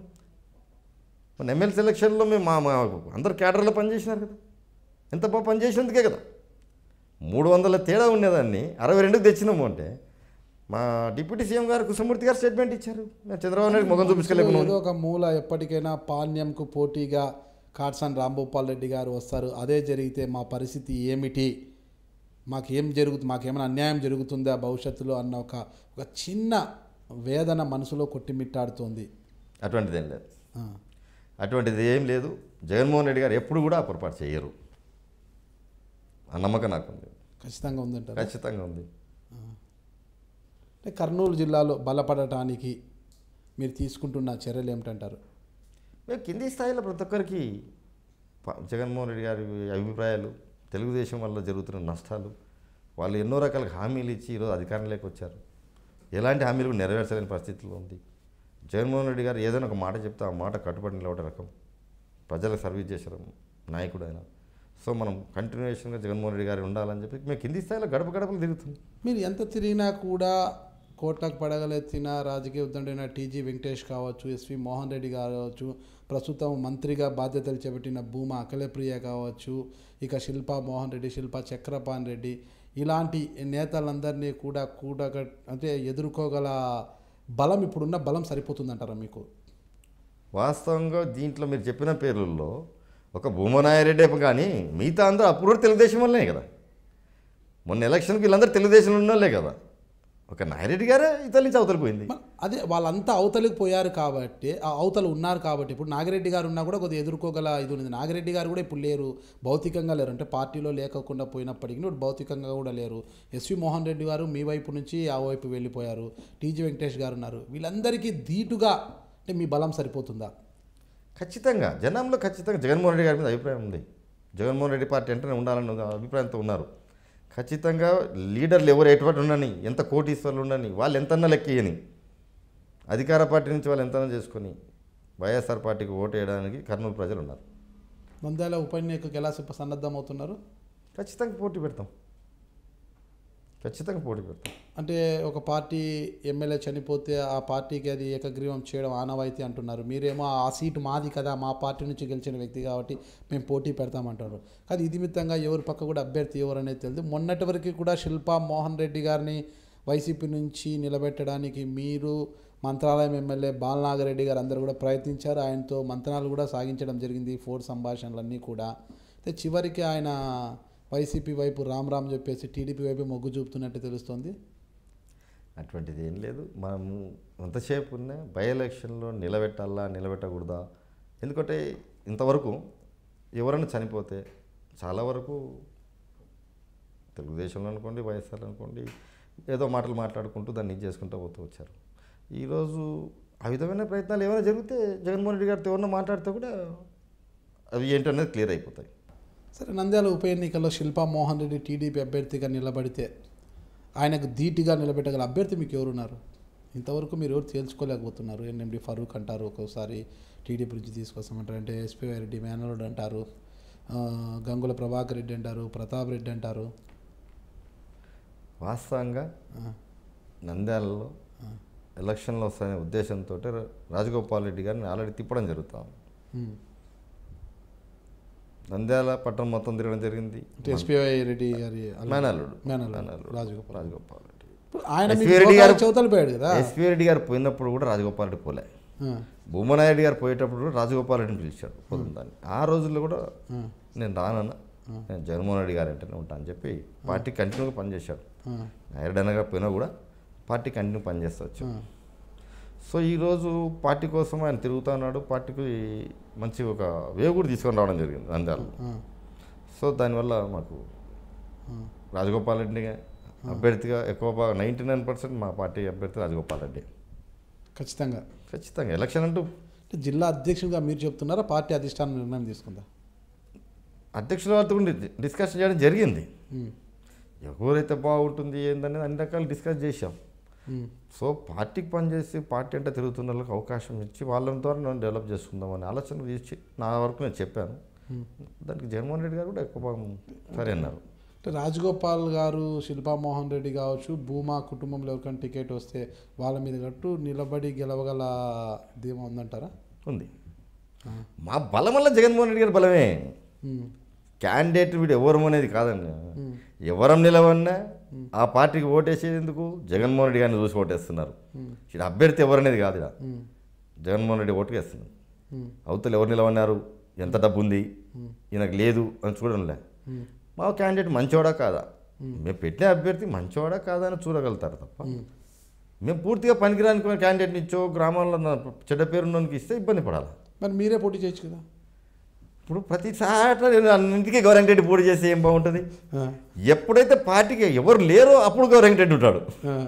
ఎవరు లేని చోట గౌరంగ్ రెడ్డి ఉంటాడు. ఎనీ ప్లేస్ సింగిల్ హ్యాండ్ ఎక్కడ నిలబడతా లేరు అనే కాడ సింగిల్ హ్యాండ్ గౌరవ్ ఆల్రెడీ మాకు ఉన్నారు కదా, ఉన్నారు కాబట్టి అవసరం లేదు, నా అవసరం లేదు. పార్టీ కోసం పనిచేయడానికి ఉన్నవాడ ఎవరున్నాయి. గౌరవ్ వెంకటరెడ్డి గారు చాలా చురుకైన వ్యక్తి, సమాజం మీద మంచి అవగాహన ఉన్న వ్యక్తి అంటుంటారు. అయితే కర్నూలు జిల్లా వెనుకబాటుతనం నుంచి కావచ్చు, కర్నూలు జిల్లాలో ఉన్న ప్రధాన సమస్యల గురించి కావచ్చు, మీదైన శైలిలో పార్టీ పరంగా కావచ్చు, వ్యక్తిగతంగా పోరుబాట సాగిస్తున్న సందర్భాలు ఏమైనా ఉన్నాయంటారా? పోరుబాటు అనేది కాదు, మేము యాక్చువల్గా విజయభాస్కర్ రెడ్డి గారు ఉన్నప్పుడు కూడా కేసీ కెనాల్ లైనింగ్ వల్ల దీనివల్ల అందరం కలిసి మా ప్రాంతానికి కేసీ కెనాల్ నీళ్ళు వస్తాయి. అప్పుడు సరిగా సుంకేసులో ఇది లేక లైనింగ్ సరిగా లేక భాస్కర్ రెడ్డి గారు దూసిపోతే ఇమీడియట్గా లైనింగ్ చేయించాడు. తర్వాత రాజశేఖర్ గారు వచ్చిన తర్వాత కూడా కర్నూలు జిల్లాలో ప్రాజెక్టులో అవసరం ఉందని ఆయనంతగా అందరినీ స్టార్ట్ చేసిన తర్వాత కనుచూపు మేరలో మా నందికొట్కూరు తాలూకాలో గ్రామాలు మునిగిపోయినాయి. మా ప్రాంతంలో కళ్ళ ముందు నీళ్ళు పోతున్నా కూడా గ్రామాలు పోగొట్టుకునే వాళ్ళందరూ పైకి వచ్చి బతుకుతా ఉన్నారు, ఊళ్ళు వేరే ఊళ్ళు కట్టుకొని. సో వాళ్ళ పొలాలకు నీళ్ళు ఇచ్చడానికి లిఫ్ట్ ఇరిగేషన్లు ప్లాన్ చేయండి అని చెప్పి కూడా చెప్పడం జరిగింది. సో దాని తర్వాత రాజశేఖర్ గారు దాదాపు 5 లిఫ్ట్ ఇరిగేషన్లు ఇవ్వడం జరిగింది. 5 లిఫ్ట్ ఇరిగేషన్లు ఇప్పుడు దాదాపు 4 పనిచేస్తున్నాయి. అంతకుముందు ఎప్పుడో ఒక 2 సార్లు ఫౌండేషన్ వేసిన చంద్రబాబు నాయుడు మళ్ళీ లిఫ్ట్ ఇరిగేషన్ ₹1 చేయట్లే, ఫౌండేషన్ రాని వేసిపోయినాడు. 99 ఎలక్షన్కి ఒకసారి, 2004 ఎలక్షన్కి ఒకసారి. తర్వాత రాజశేఖర్ గారు ముఖ్యమంత్రి అయిన తర్వాత ఆ ప్రాజెక్టును కూడా టేకప్ చేసి దాని నుంచి కూడా రైతులకు నీళ్ళు ఇస్తాను. సో నందికొట్టు తాలూకా ఈరోజు సస్యశ్యామలం అయిపోయింది. మేము ఎంతసేపు ఉన్నప్పుడు ఆ ప్రాంతానికి సంబంధించిన లీడర్గానే ఆ ప్రాంత అభివృద్ధి కోసం, ఆ ప్రాంత ప్రజల కోసము ఏవే అవసరం ఉన్నాయో అవల్ల చేయించగలిగాం. జిల్లా మీద అప్పటికి ఎంత అవగాహన లేదు, మనమే ఉద్యమాలు చేసిందేం లేదు.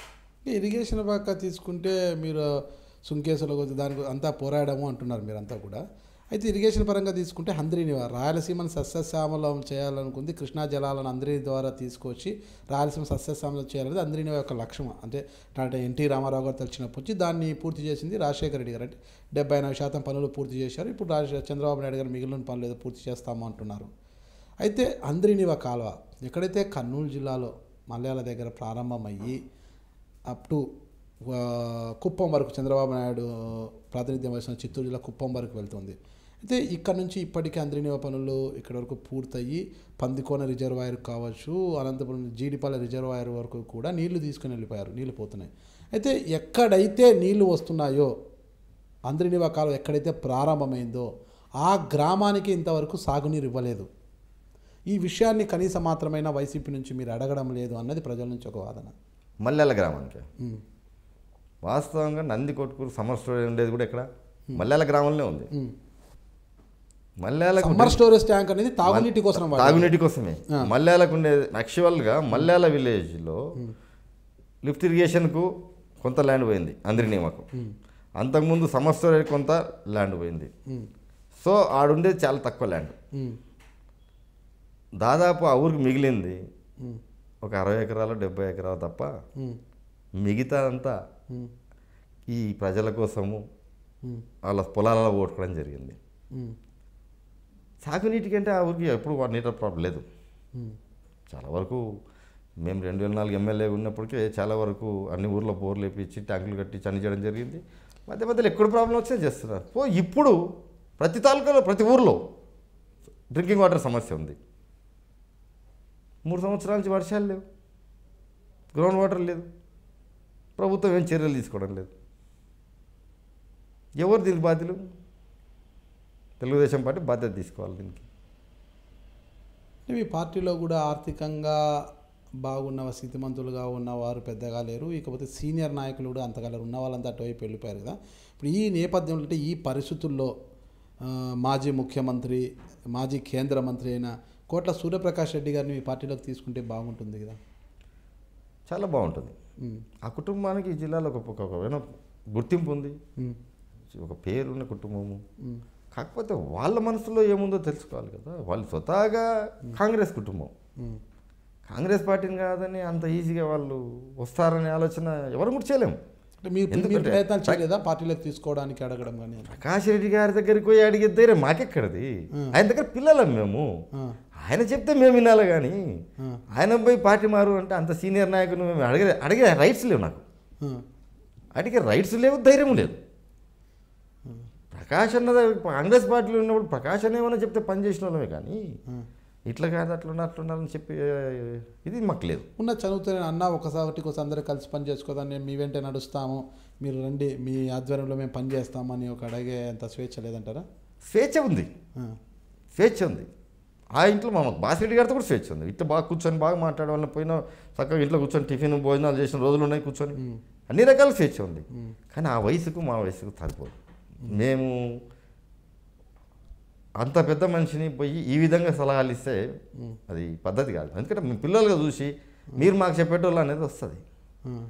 మనం రాజకీయంలో ఒకవేళ అధ్యక్షులుగా ఉండొచ్చు, కానీ మా స్థాయికి పోయి ఆయన అడిగే స్థాయి కాదు. అది జగన్మోహన్ రెడ్డి గారి స్థాయి, పార్టీ సీనియర్లు ఎవరైనా ఉంటే వాళ్ళు మాట్లాడాలి. కానీ మేము అడిగేది వస్తే చాలా సంతోషం. కర్నూలు జిల్లాలో 14 వచ్చారు.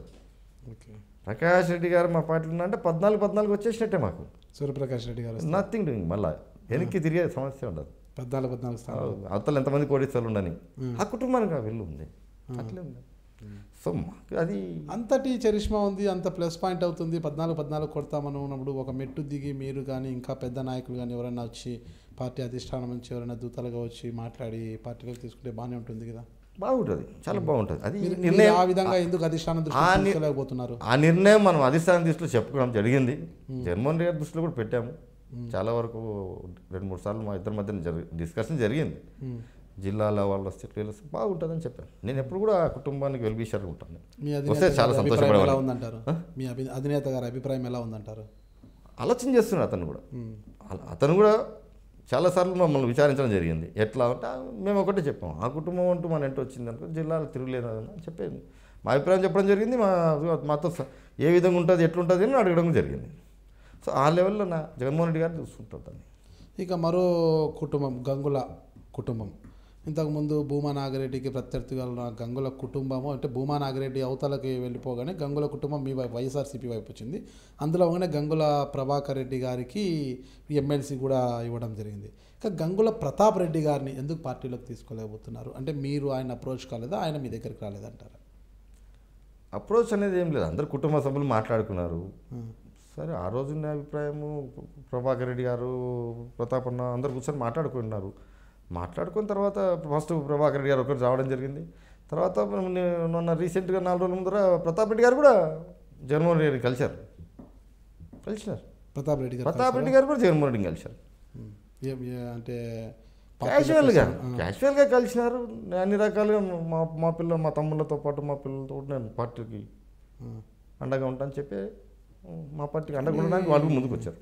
ఆయన నంద్యాల ఎంపీ టికెట్ అడిగారు, కానీ మీరు ఆళ్ళగడ్డ ఎమ్మెల్యే టికెట్ ఇస్తామన్నారు. దానికి విభేదించిన ఆయన మీ పార్టీలోకి రాలేదంటున్నారు. అటువంటిది ఏం లేదు. ఆడ మా జగన్మోహన్ రెడ్డి గారితో ప్రతాప్ రెడ్డి కూర్చున్నప్పుడు ఏ క్యాండిడేట్ విషయంలో కానీ ఎమ్మెల్యే విషయంలో కానీ ఎంపీ విషయంలో కానీ ఏది డిస్కషన్ రాలేదు. I'm also is coming party, నేను కూడా ఉంటాను మీతో పాటు పార్టీకి సర్వీస్ చేస్తానని చెప్పడం జరిగింది. ఇంతవరకు గంగుల ప్రతాప్ రెడ్డి గారు కండువా కప్పుకోలేదు కదా, పార్టీ కండువా కప్పుకోలేదు కదా. సీనియర్ నాయకుడు అంత అవసరమే ఉంది. ఆయన తెలుగుదేశం అయినా కూడా తెలుగుదేశం కండువా కప్పుకోలే. ఇప్పుడు కాంగ్రెస్లో ఉన్నారు కదా. వాళ్ళు కండువా కప్పినా కప్పకపోయినా ఒక మాట చెప్తే ఆ మాట ఉండే కుటుంబాలు ఇవన్నీ. ఈ రోజున పొలిటీషియన్స్ కాదు వాళ్ళు. మొదటి నుంచి ఒక కమిట్మెంట్ అయిన ఫ్యామిలీ. ఓకే. సో ఖచ్చితంగా అందరు కలిసే వైఎస్ఆర్ పార్టీకి సపోర్ట్ ఉంటాడు ప్రతాప్ అన్న కూడా. మొత్తం అయితే గంగుల ప్రతాప్ రెడ్డి గారు ఇప్పుడు మీ పార్టీలో కొనసాగుతున్నారు, మీ పార్టీకి మద్దతుదారుడుగా ఉన్నారని మీరు గట్టిగా చెప్పగలరా? ఎస్ ఉంది, నమ్మకం ఉంది. నమ్మకం ఉందా, ఉంటున్నారా? ఉంది. నాకు క్లియర్గా ఒకసారి బయటికి వచ్చి కలిసినాడు. జగన్మోహన్ రెడ్డి గారిని కలవడం వల్ల ఒక నిర్ణయం అంటూ తీసుకుంటే సీనియర్ నాయకుడు ఆయన ఆ నిర్ణయాన్ని కట్టుబడి ఉంటాడే తప్ప ఇంకొక రకమైన ఆలోచన చేయకూడదు. ఖచ్చితంగా ఏ నిర్ణయం తీసుకుంటే ఆ నిర్ణయం కట్టుబడి ఉంటాడు. గంగుల ప్రతాప్ రెడ్డి గారు మళ్ళీ 2019 ఎన్నికల్లో ఆళ్లగడ్డ నుంచి ఎమ్మెల్యే అభ్యర్థిగా బరిలో దిగే అవకాశం ఉందంటారా? ఆ కుటుంబంలో ఎవరైనా అనుకుంటుండొచ్చు, ఎవరు అనేది ఆ కుటుంబం నిర్ణయం. ఇప్పుడు ఆల్రెడీ ప్రభాకర్ రెడ్డి గారికి ఎమ్మెల్సీ ఇచ్చారు, ఇక ప్రతాప్ రెడ్డి గారు ఎమ్మెల్యేకి ఇంట్రెస్ట్ లేరు కాబట్టి గంగుల ప్రభాకర్ రెడ్డి గారు తనయుడు నానికి ఆ టికెట్ ఇస్తున్నారు, కానీ ఆళ్లగడ్డ నుంచి బరిలోకి దింపే అవకాశం ఉందంటున్నారు. నాని నిలవన్నా నాకు అభ్యంతరం లేదు, ప్రతాప్ రెడ్డి గారు నిలవన్నా పార్టీకి అభ్యంతరం లేదు. ఆ కుటుంబంలో ఎవరు నిర్ణయం తీసుకొని నిలవన్నా కూడా మేము ఫ్రీగా జగన్మోహన్ రెడ్డి గారు ఎవరుంటే వాళ్ళకి చెప్పారు. ఆళ్లగడ్డ నియోజకవర్గంలో తిరుగులేని విజయాలను సొంతం చేసుకుంటున్న భూమా కుటుంబం అంటే ఇప్పుడు తన కుమార్తె అఖిల ప్రియ ఆళ్లగడ్డ ఎమ్మెల్యేగా ఉంటున్నారు, ప్రస్తుతం మంత్రి. ఆమె వేగానికి గంగుల నాని తట్టుకుంటారంటారా? ఈడ ఎవరి వేగము ఎవరిది అనేది కాదన్న. ఏ కాన్ఫిడెన్స్ అయినా కానీ ఎక్కడే కానీ ఎవరు క్యాండిడేట్ నిలబడినా ఓటు వేసే వ్యక్తి జగన్మోహన్ రెడ్డి గారిని చూసి ఓటేస్తున్నారు. సో ఈడ బలాబలాలు డబ్బు కాదు చూస్తున్నది, మా క్యాండిడేట్ మంచివాడా కాదా అంతవరకే ప్రజలు గమనించారు. మిగతా అంతా ఓటర్ల వైఎస్ఆర్ పార్టీ ఎవరు నిలవనే వేస్తారు. ఇదే కాన్ఫిడెన్స్ 2014 ఎన్నికల్లో ఉంది, తీరా చూస్తే రిజల్ట్స్ వచ్చినాక బోర్లా పడింది వైఎస్ఆర్ కాంగ్రెస్ పార్టీ. కర్నూలు జిల్లాలో లేదు కదా అది. కర్నూలు జిల్లాలో 14-11 గెలుచుకున్నాం. ఈసారి మళ్ళీ 11 ఖచ్చితంగా 14 గెలిచిన ఆశ్చర్యం లేదు, మేము ఖచ్చితంగా గెలుస్తాం. ప్రజల్లో నమ్మకం మాకు ఉంది, ఖచ్చితంగా ప్రజలు. రాజశేఖర రెడ్డి ఈ జిల్లాకు చాలా చేశాడు. ఈ జిల్లా ఈరోజు కాస్త కూస్త రాజశేఖర గారు ఉన్నప్పుడు కొంత సస్యశ్యామలం చేశాడు. అందరినీ ప్రాజెక్ట్ తీసుకొచ్చాడు, లిఫ్ట్ ఇరిగేషన్లు తీసుకొచ్చాడు, చాలా పెద్ద పెద్ద ప్రాజెక్టులను తీసుకొచ్చాడు. కొన్ని అదే గురు రాఘవేంద్రది కూడా వాళ్ళకి చెప్పుకోవడం తప్ప మొత్తం రాజశేఖర గారు చేసినది. సో ఈ ప్రజలందరూ కూడా రాజశేఖర కుటుంబం ఏంటి ఉండడానికి సిద్ధంగా ఉన్నారు. మీ భవిష్యత్తు లక్ష్యం ఏమిటి? నాకేం లేదు, ప్రశాంతంగా ఉండడమే నా భవిష్యత్తు. ఏం లేదా? వస్తుంది. జిల్లా అధ్యక్షునిగా అలా గౌరి సరితమ్మ గారిని మరోసారి ఎమ్మెల్యే చేసుకుని అవకాశం ఉంటే నిలబడుతుంటాం, అవకాశం లేదంటే పార్టీ కోసం త్యాగం చేస్తుంటాం. ఖచ్చితంగా నాకు ఈ పదవే కావాలా, నాకు ఎంతే కావాలా కోరికలు లేవు, ఏమి లేవు. నా కోరిక ఒకటి, నందికొట్కూరు ఎమ్మెల్యే కావాలనుకున్నా నా భార్య ఒకసారి అయిపోయింది. రాజశేఖర రెడ్డి గారితో ఉన్నంత చనువు మీకు జగన్మోహన్ రెడ్డి గారు లేదంటుంటారు. లేదు ఇద్దరు సార్.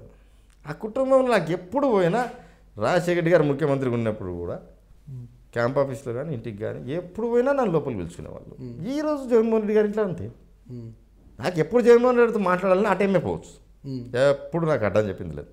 నేను రెగ్యులర్గా ఎప్పుడు కూడా అనవసరంగా పోయి టైం డిస్టర్బ్ చేయను.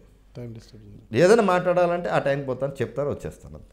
నాతో పని అనుకో, అన్న ఫోన్ చేస్తాను, పిలిపిస్తాడు, పోతా, మాట్లాడుతూ వచ్చేస్తాను. అంతేగాని రోజు ఆడ కనపడుకుంటూ ఆడ మనము తోకులాడుకుంటుండే మన సొత్తు అది కాదు. గౌరవ వెంకటరెడ్డి గారు చాలా బిజీ పర్సన్ అంటుంటారు. ఒక పక్క రాజకీయాలు, ఒక పక్క వ్యాపారాలు, ఎప్పుడు బయట కంట్రీస్ ఎక్కువ తిరుగుతుంటారు, విమానయానాలు ఎక్కువ ఉంటాయి అంటుంటారు. నాకు ఈ రాజకీయంలోకి రాకముందు చాలా వ్యాపారాలు చేసేవాడిని. అప్పుడు బాగా తిరిగేవాడిని. చాలా వ్యాపారాలు అంటే రెడ్ శాండ్, బీటీ టొబాకో చేసేవాడిని. నాకు ఇటువంటి చిల్లర వ్యాపారం చేసింది, అది రైట్ లైసెన్స్ వ్యాపారం. ఓకే. నాకు దాదాపు 5 లైసెన్సులు ఉండింది commercial tax. Okay. Beedi tobacco వ్యాపారం చేసేవాడిని. చేపలు బ్యాక్ వాటర్ రిజర్వాయర్లో చేపల వ్యాపారం కలెక్ట్ చేసి ఔరాకు పంపించేవాడిని. తర్వాత నాకు నాప్రాయ గన్లు ఉన్నాయి, అక్కడ మైన్స్ తీసి సప్లై కూడా చేసేవాడిని బయటికి, హైదరాబాద్ కనుకో, విజయవాడకి వెళ్ళి తెలంగాణ అంతా. చీప్ రాయి అవి సప్లై చేస్తాను. మాకు మిల్లు ఉండింది, గ్రనైట్ వేరుశనగకాయ ఆడిచ్చేవాళ్ళము, ఆడిచ్చిన దాన్ని ట్రేడింగ్ చేస్తాను. సో ఇటువంటి వ్యాపారాల్లో అనుకున్నా అంతే. మీ తండ్రి గారికి ఎంతమంది సంతానం? మేము 4. మీరు 4. పెద్దలు 2 అక్కళ్ళు, తర్వాత నేను, నా తర్వాత తమ్ముడు. తమ్ముడు ఏం చేస్తున్నారు? తమ్ముడు బీడీఎస్ చేసి డిస్కంటిన్యూ చేసి వ్యవసాయం చేస్తున్నాడు. BDS discontinue? ఎందుకు డెంటల్ ఎందుకు డిస్కంటిన్యూ చేశారు? ఆ రోజు పరిస్థితుల్లో చదువుకునే టైంలో మా కుటుంబం ఫాదర్ మీద కొద్దిగా చిన్న అటాక్స్ జరిగారు. తమ్ముడి మీద కూడా? తమ్ముడి మీద, ఫాదర్ మీద. సో ఆ సిచ్యువేషన్లో చదవలేక కొద్దిగా డిసప్పాయింట్ అయినాడు. మీ తమ్ముడి పేరు? మురళీధర్ రెడ్డి. తర్వాత మా ఫాదర్ చనిపోయిన న్యాచురల్ డెత్ ఫాదర్ది, ఎవరిని ఇది కాదు. తర్వాత అనుకోక మా మేనత్త భర్తను, అంటే మా యాంచల్ భర్తను వెంకటేశ్వర రెడ్డి అంటే మర్డర్ చేయడం జరిగింది. సో దాంట్లో మాతో అనుకున్న అటాచ్మెంట్తో బాగా డిస్టర్బ్ అయిపోయినాడు. సో ఇంకా 2-3 ఇయర్స్ కంటిన్యూగా చదవలేకపోయాడు. సో దాని నుంచి డిస్కంటిన్యూ చేసేసాం. అక్కలు ఇద్దరు ఎలా ఉన్నారు? అక్కడ ఇద్దరు బాగున్నారు. ఇద్దరు బావలు ఏం చేస్తారు? బాబా శివానంద రెడ్డి అని గ్రూప్ 1 ఆఫీసర్గా ఉండింది, మధ్యనే రిజైన్ చేశాడు, రియల్ ఎస్టేట్ చేసుకుంటుంటాడు. రెండో బాబు నాగేశ్వర రెడ్డి అని అడ్వకేట్, హైకోర్టులో ప్రాక్టీస్. ఇక్కడ బాగుంది. మీ కేసులో నాయన చూసేవాడా? కేసులు అంటే అన్నీ అవి వాళ్ళే ఫాలో అప్ చేసేవాళ్ళు లాయర్గా. మీరు ఎక్కడ మ్యారేజ్ చేసుకున్నారు? నేను Konnitala village. Konnitala village. Love మ్యారేజా అరేంజ్డ్ మ్యారేజా? Arrange marriage. Arranged. Love cum arranged, ఉత్తర arranged? Only arrange. Only arranged. ఎందుకు లవ్ చేయలేదు? నువ్వు చెప్పిన ఇందాక అడుగుతాయి కదా, బిజీ మ్యాన్ అని, బయట తిరుగుతుంటాడని. నేను అదే విధంగా వాస్తవంగా చరితమ్మ ఇంటర్మీడియట్ డిగ్రీ 5 సంవత్సరాలు 90 పక్కలనే ఉండి చదివింది, కానీ నేను ఏ రోజు చూడలేమను. ఆమె చూసింది లేదా? నిజంగా చెప్తున్నారా? ఓపెన్గా చెప్తున్నా, నిజం కాదు. ఆమె ఫిక్స్ అయిన తర్వాత ఫస్ట్ పెళ్లి చూపులకు కూడా పోలే, నా లైఫ్లో నేను పెళ్లి చూపే చూడలే, వీడియో క్యాసెట్లో చూసిన. ఓకే. చరితమ్మను కూడా అప్పుడే టెక్నాలజీ ఉపయోగించుకున్నారు. యాక్చువల్గా మా రెండో సిస్టర్ నాగేశ్వరుడికి ఇచ్చింది, చరిత వాళ్ళ పెద్దనాన్న కొడుకే. ఓకే. సో మాకు ఎట్లా రిలేషన్ ఉంది కాబట్టి మరదాలు అవుతుంది, మరదాలు అవుతారులేండి. సో ఇట్లా ఉన్నారు ఇది అంటే సరే అనుకోకుండా సరే పెళ్లి చూపులు ఏం పొంది పెళ్లి క్యాసెట్లు ఉంటాయి కదా చూపిరే అని అడిగిన, అంతే. చూసి ఓకే అండి, అంతే. ఎట్లా ఒప్పుకున్నారు? ఇప్పుడు అంతా ఈ గొడవలు ఫ్యాక్షన్ అంతా ఉంటుంది కదా, ధైర్యంగా ఎట్లా ఒప్పుకున్నారు వాళ్ళు? ఇప్పుడు ధైర్యం అనేది కాదన్న, ఎవరికి యాడ్ రాసి పెట్టింటారు అయిపోతుంది. అప్పటికి నా మీద ఎలాంటి కేసులు లేవు. అప్పట్లో డిగ్రీ కేసులు లేవు. నేను ఎలాంటి కేసులు కానీ గొడవలు కానీ మాకేం లేవు. బిజినెస్ పీపుల్ అప్పుడు. ఓకే. ఇది జరిగిపోయిన తర్వాత ఈ 2 ఎలక్షన్ల తర్వాత నా పెళ్ళికి బయట రాజశేఖర రెడ్డి చేసిన నాటి వీళ్ళంతా ఉన్నారు, ముందు నేను నడిపించినారు. అట్లే మళ్ళీ వాళ్ళ అందరం ఒకటే అప్పుడు. సో మా వర్గం కానీ వాళ్ళు కానీ ఒకటే వర్గంలో ఉండి చేసిన వాళ్ళే. కానీ మ్యారేజ్ ఎప్పుడు జరిగింది? 93 డిసెంబర్. 93. ఓకే. మేడం డిగ్రీ పూర్తి చేసింది. డిగ్రీ మీరేమో? నేను 10th అయిపోయింది, ఇంటర్ చేసేసి. ఎక్కడ చదివారు మీరంతా? నాది రకరకాల చదువులేండి. అంటే రకరకాల చదువు నేను 1 నుంచి 5 వరకు స్కూల్కి పోలేదు. మా నందికొట్టుకులో ఉంటూ కాన్వెంట్ పోయేవాడిని. 5 తర్వాత 5 ఎగ్జామ్ రాసి 6 జాయిన్ అయినా. 6, 7, 8 బ్రాహ్మణ కొట్టుకులో చదివిన. 9, 10 శిశు మందిర్లో చదివిన. ఓకే. ఇక్కడ ఆదిలాబాద్ జిల్లాలో first school in AP. Maharashtra నుంచి స్టార్ట్ అయినాయి కదా శిశు మందిర్, నాగపూర్ నుంచి. సో ఏపీలో ఫస్ట్ స్కూల్ ఆడ పెట్టారు, హాజీపూర్ అని, లక్షట్పేట మంచిర్యాల మధ్యలో. సో ఫస్ట్ బ్యాచ్ మాదాడ. ఓకే. నేను ఇక్కడ 6th క్లాస్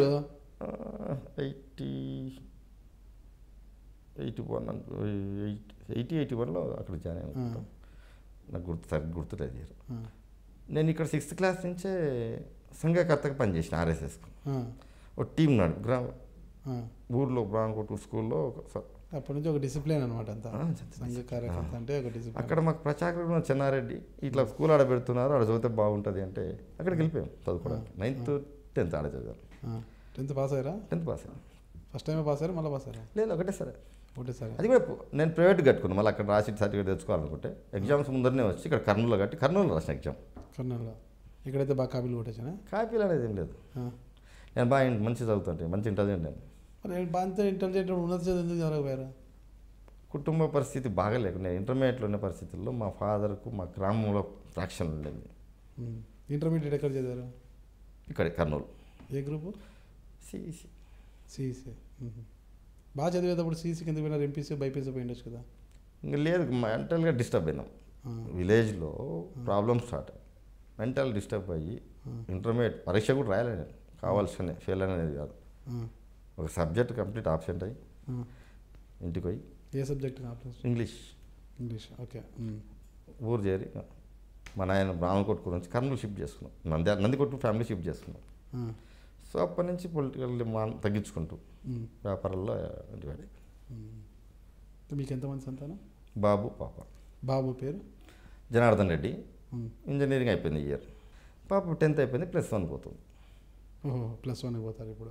అంటే భవిష్యత్తులో మీ రాజకీయ వారసులు ఇప్పుడు చరితమ్మ గారి తర్వాత మీ రాజకీయ వారసులుగా మీ కుమారుని తీసుకొచ్చే అవకాశం ఉందా? లేదన్న, మాతోటే క్లోజ్. పిల్లల్ని ఎంఎస్ పంపిస్తున్నాం బయటికి పంపిస్తారు. ఈ రాజకీయాలు మనతో చేయలేము.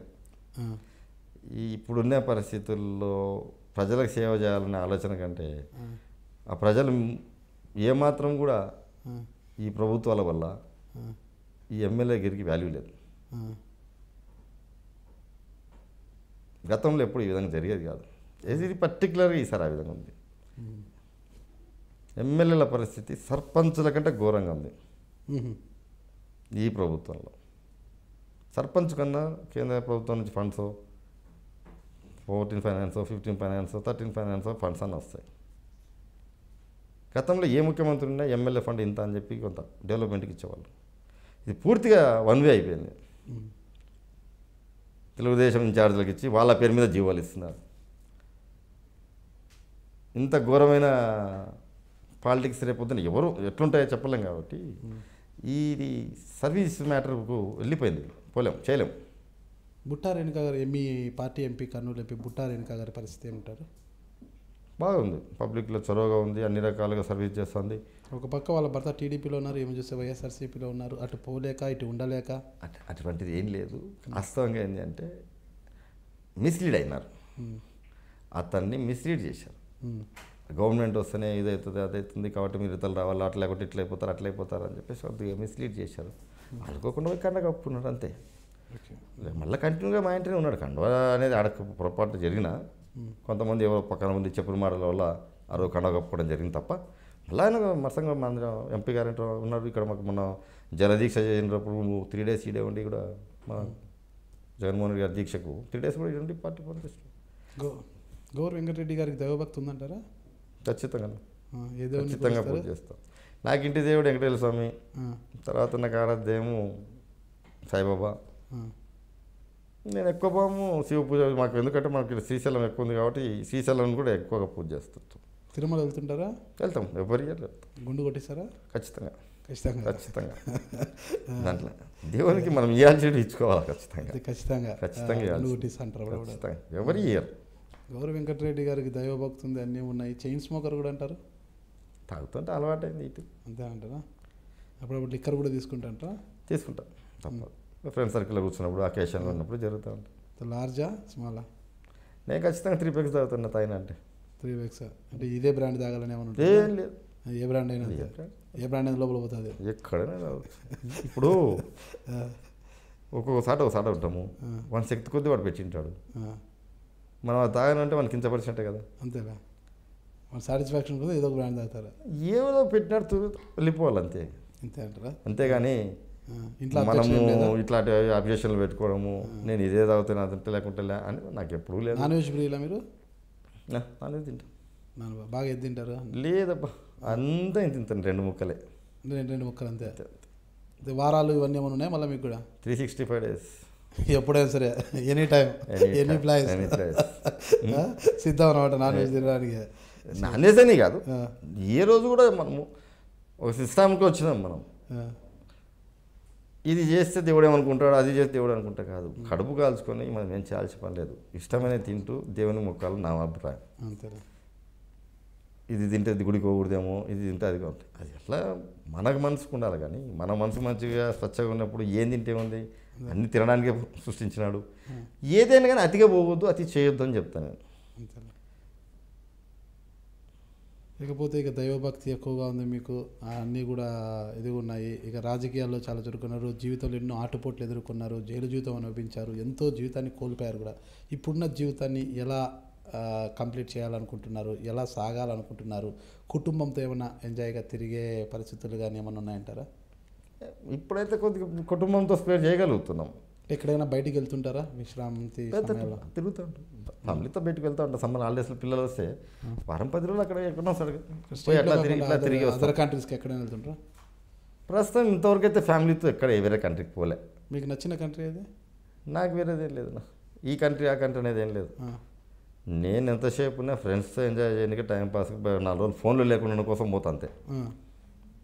నేను ఇక్కడ ఉన్నా అనుకో, మార్నింగ్ 9 to ఈవినింగ్ 9 వరకు కంపల్సరీ అన్ని ఫోన్లు అటెండ్ చేస్తాను. అంతలోపు అర్జెంటుగా వచ్చినా కూడా మిస్డ్ కాల్ అంటే కూడా చూసి చేస్తాను. సో అటు బ్యాంకాక్ ఇంతవరకు పోలేదా? బ్యాంకాక్ మీద ఫిలిపైన్స్ పోయినా, మొన్న పోయినా. అంతకుముందు శ్రీలంకకు ఒకసారి పోయినా, దుబాయ్కి ఒకసారి పోయినా. జరిగింది 3 సార్లు. మసాజ్ సెంటర్లో పెట్టారంటే ఇప్పుడు నాకు అటువంటి ఏం లేదు. మసాజ్ ఏం చేసుకోరా? నేను ఇంతవరకు పుట్టిన నుంచి ఇంతవరకు మసాజ్ చేయించుకోలే. మసాజ్ లేదు నా పాటి మసాజ్ బ్యాడా. నాకు మసాజ్ చేస్తే ఎంకలు ఇరిగిపోతాయి. అంతే మసాజ్ బాడీ కాదు నాకు. ఓకే. మూవీలు ఎక్కువ చూస్తుంటారా? లేదన్నా, 91 లాస్ట్ సినిమా. ఏది నాగార్జున విక్కీ దాదనే ఏదో లాస్ట్ సినిమా. తర్వాత 2004 తర్వాత పిల్లల కోసం స్టార్ట్ చేసింది శ్రీరామ్ దాసు. తర్వాత మొన్న బాహుబలి ఒకటి చూసిన తర్వాత నాగార్జున ఏదో ఒక సినిమా చూసాను అంతే. పిల్లలు ఎప్పుడైనా హైదరాబాద్ ఉన్నప్పుడు సినిమాకి పోదామంటేనే. నాకేం సినిమాల మీద ఇంట్రెస్ట్ ఏం లేదు. ఖచ్చితంగా సినిమాలు చూడాలని రూల్ లేదు. ఇంట్లో చూస్తా, ఇంట్లో కూర్చొని టీవీ చూస్తా అంట. మొత్తం మీద జిల్లా ప్రజలకు కావచ్చు, ఈ ఫ్యాక్షన్ ఊబిలో చిక్కుకొని పోయిన నేతలకు కావచ్చు, మీరు ఇచ్చే సందేశం ఏమిటంటారు? ఫ్యాక్షన్ రాజకీయాలు అనేది మానుకోవాలి. నేను ఒకటే అందరికి చెప్తాను, శత్రువు అయినా కూడా ఈరోజు నువ్వు చంపుతున్నప్పుడు ఆలోచన నీ కుటుంబ అవతల భార్యా పిల్లలు వాళ్ళు ఏమవుతారు, ఏ పరిస్థితిలో ఉంటారు, నీ భార్యా పిల్లల గురించి ఆలోచన చేసి. అంతేగాని మనకు ఏదైనా ఎవరి వల్ల శత్రుత్వం వచ్చిందంటే వాళ్ళతో వయామిడిగా మాట్లాడుకొని ఆ సమస్యను పరిష్కరించుకుంటూ పోతే బాగుంటుందనే చెప్తాను.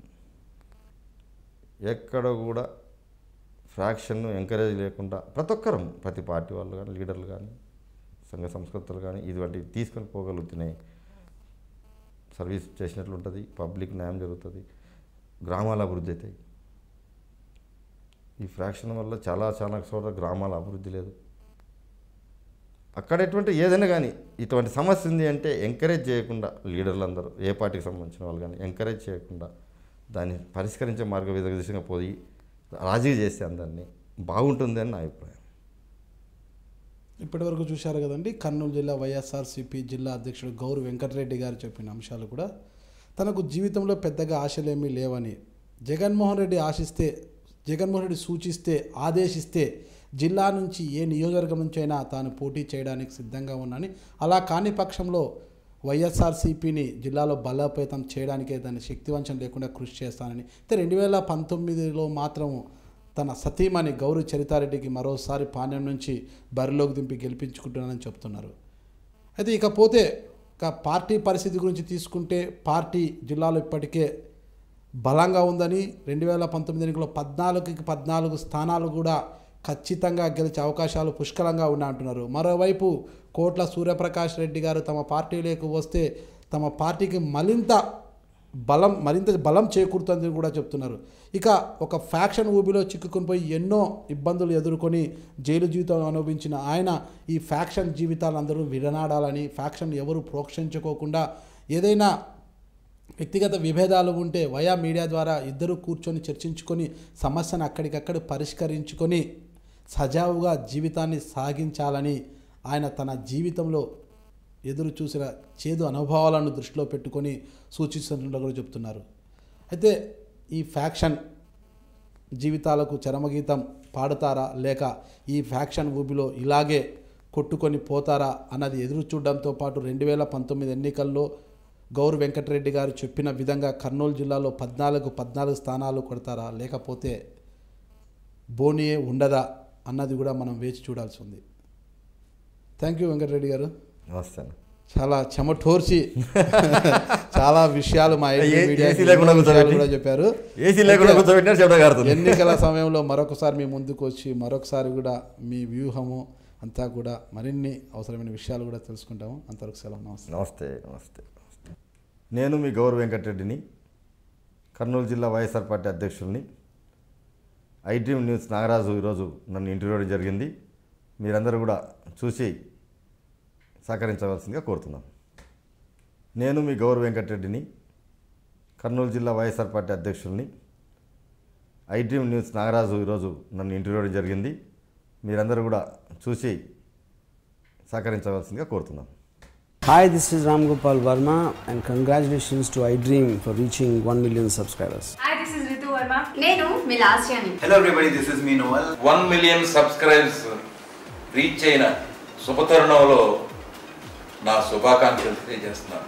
iDream 1 million subscribers కి రీచ్ అయిందండి.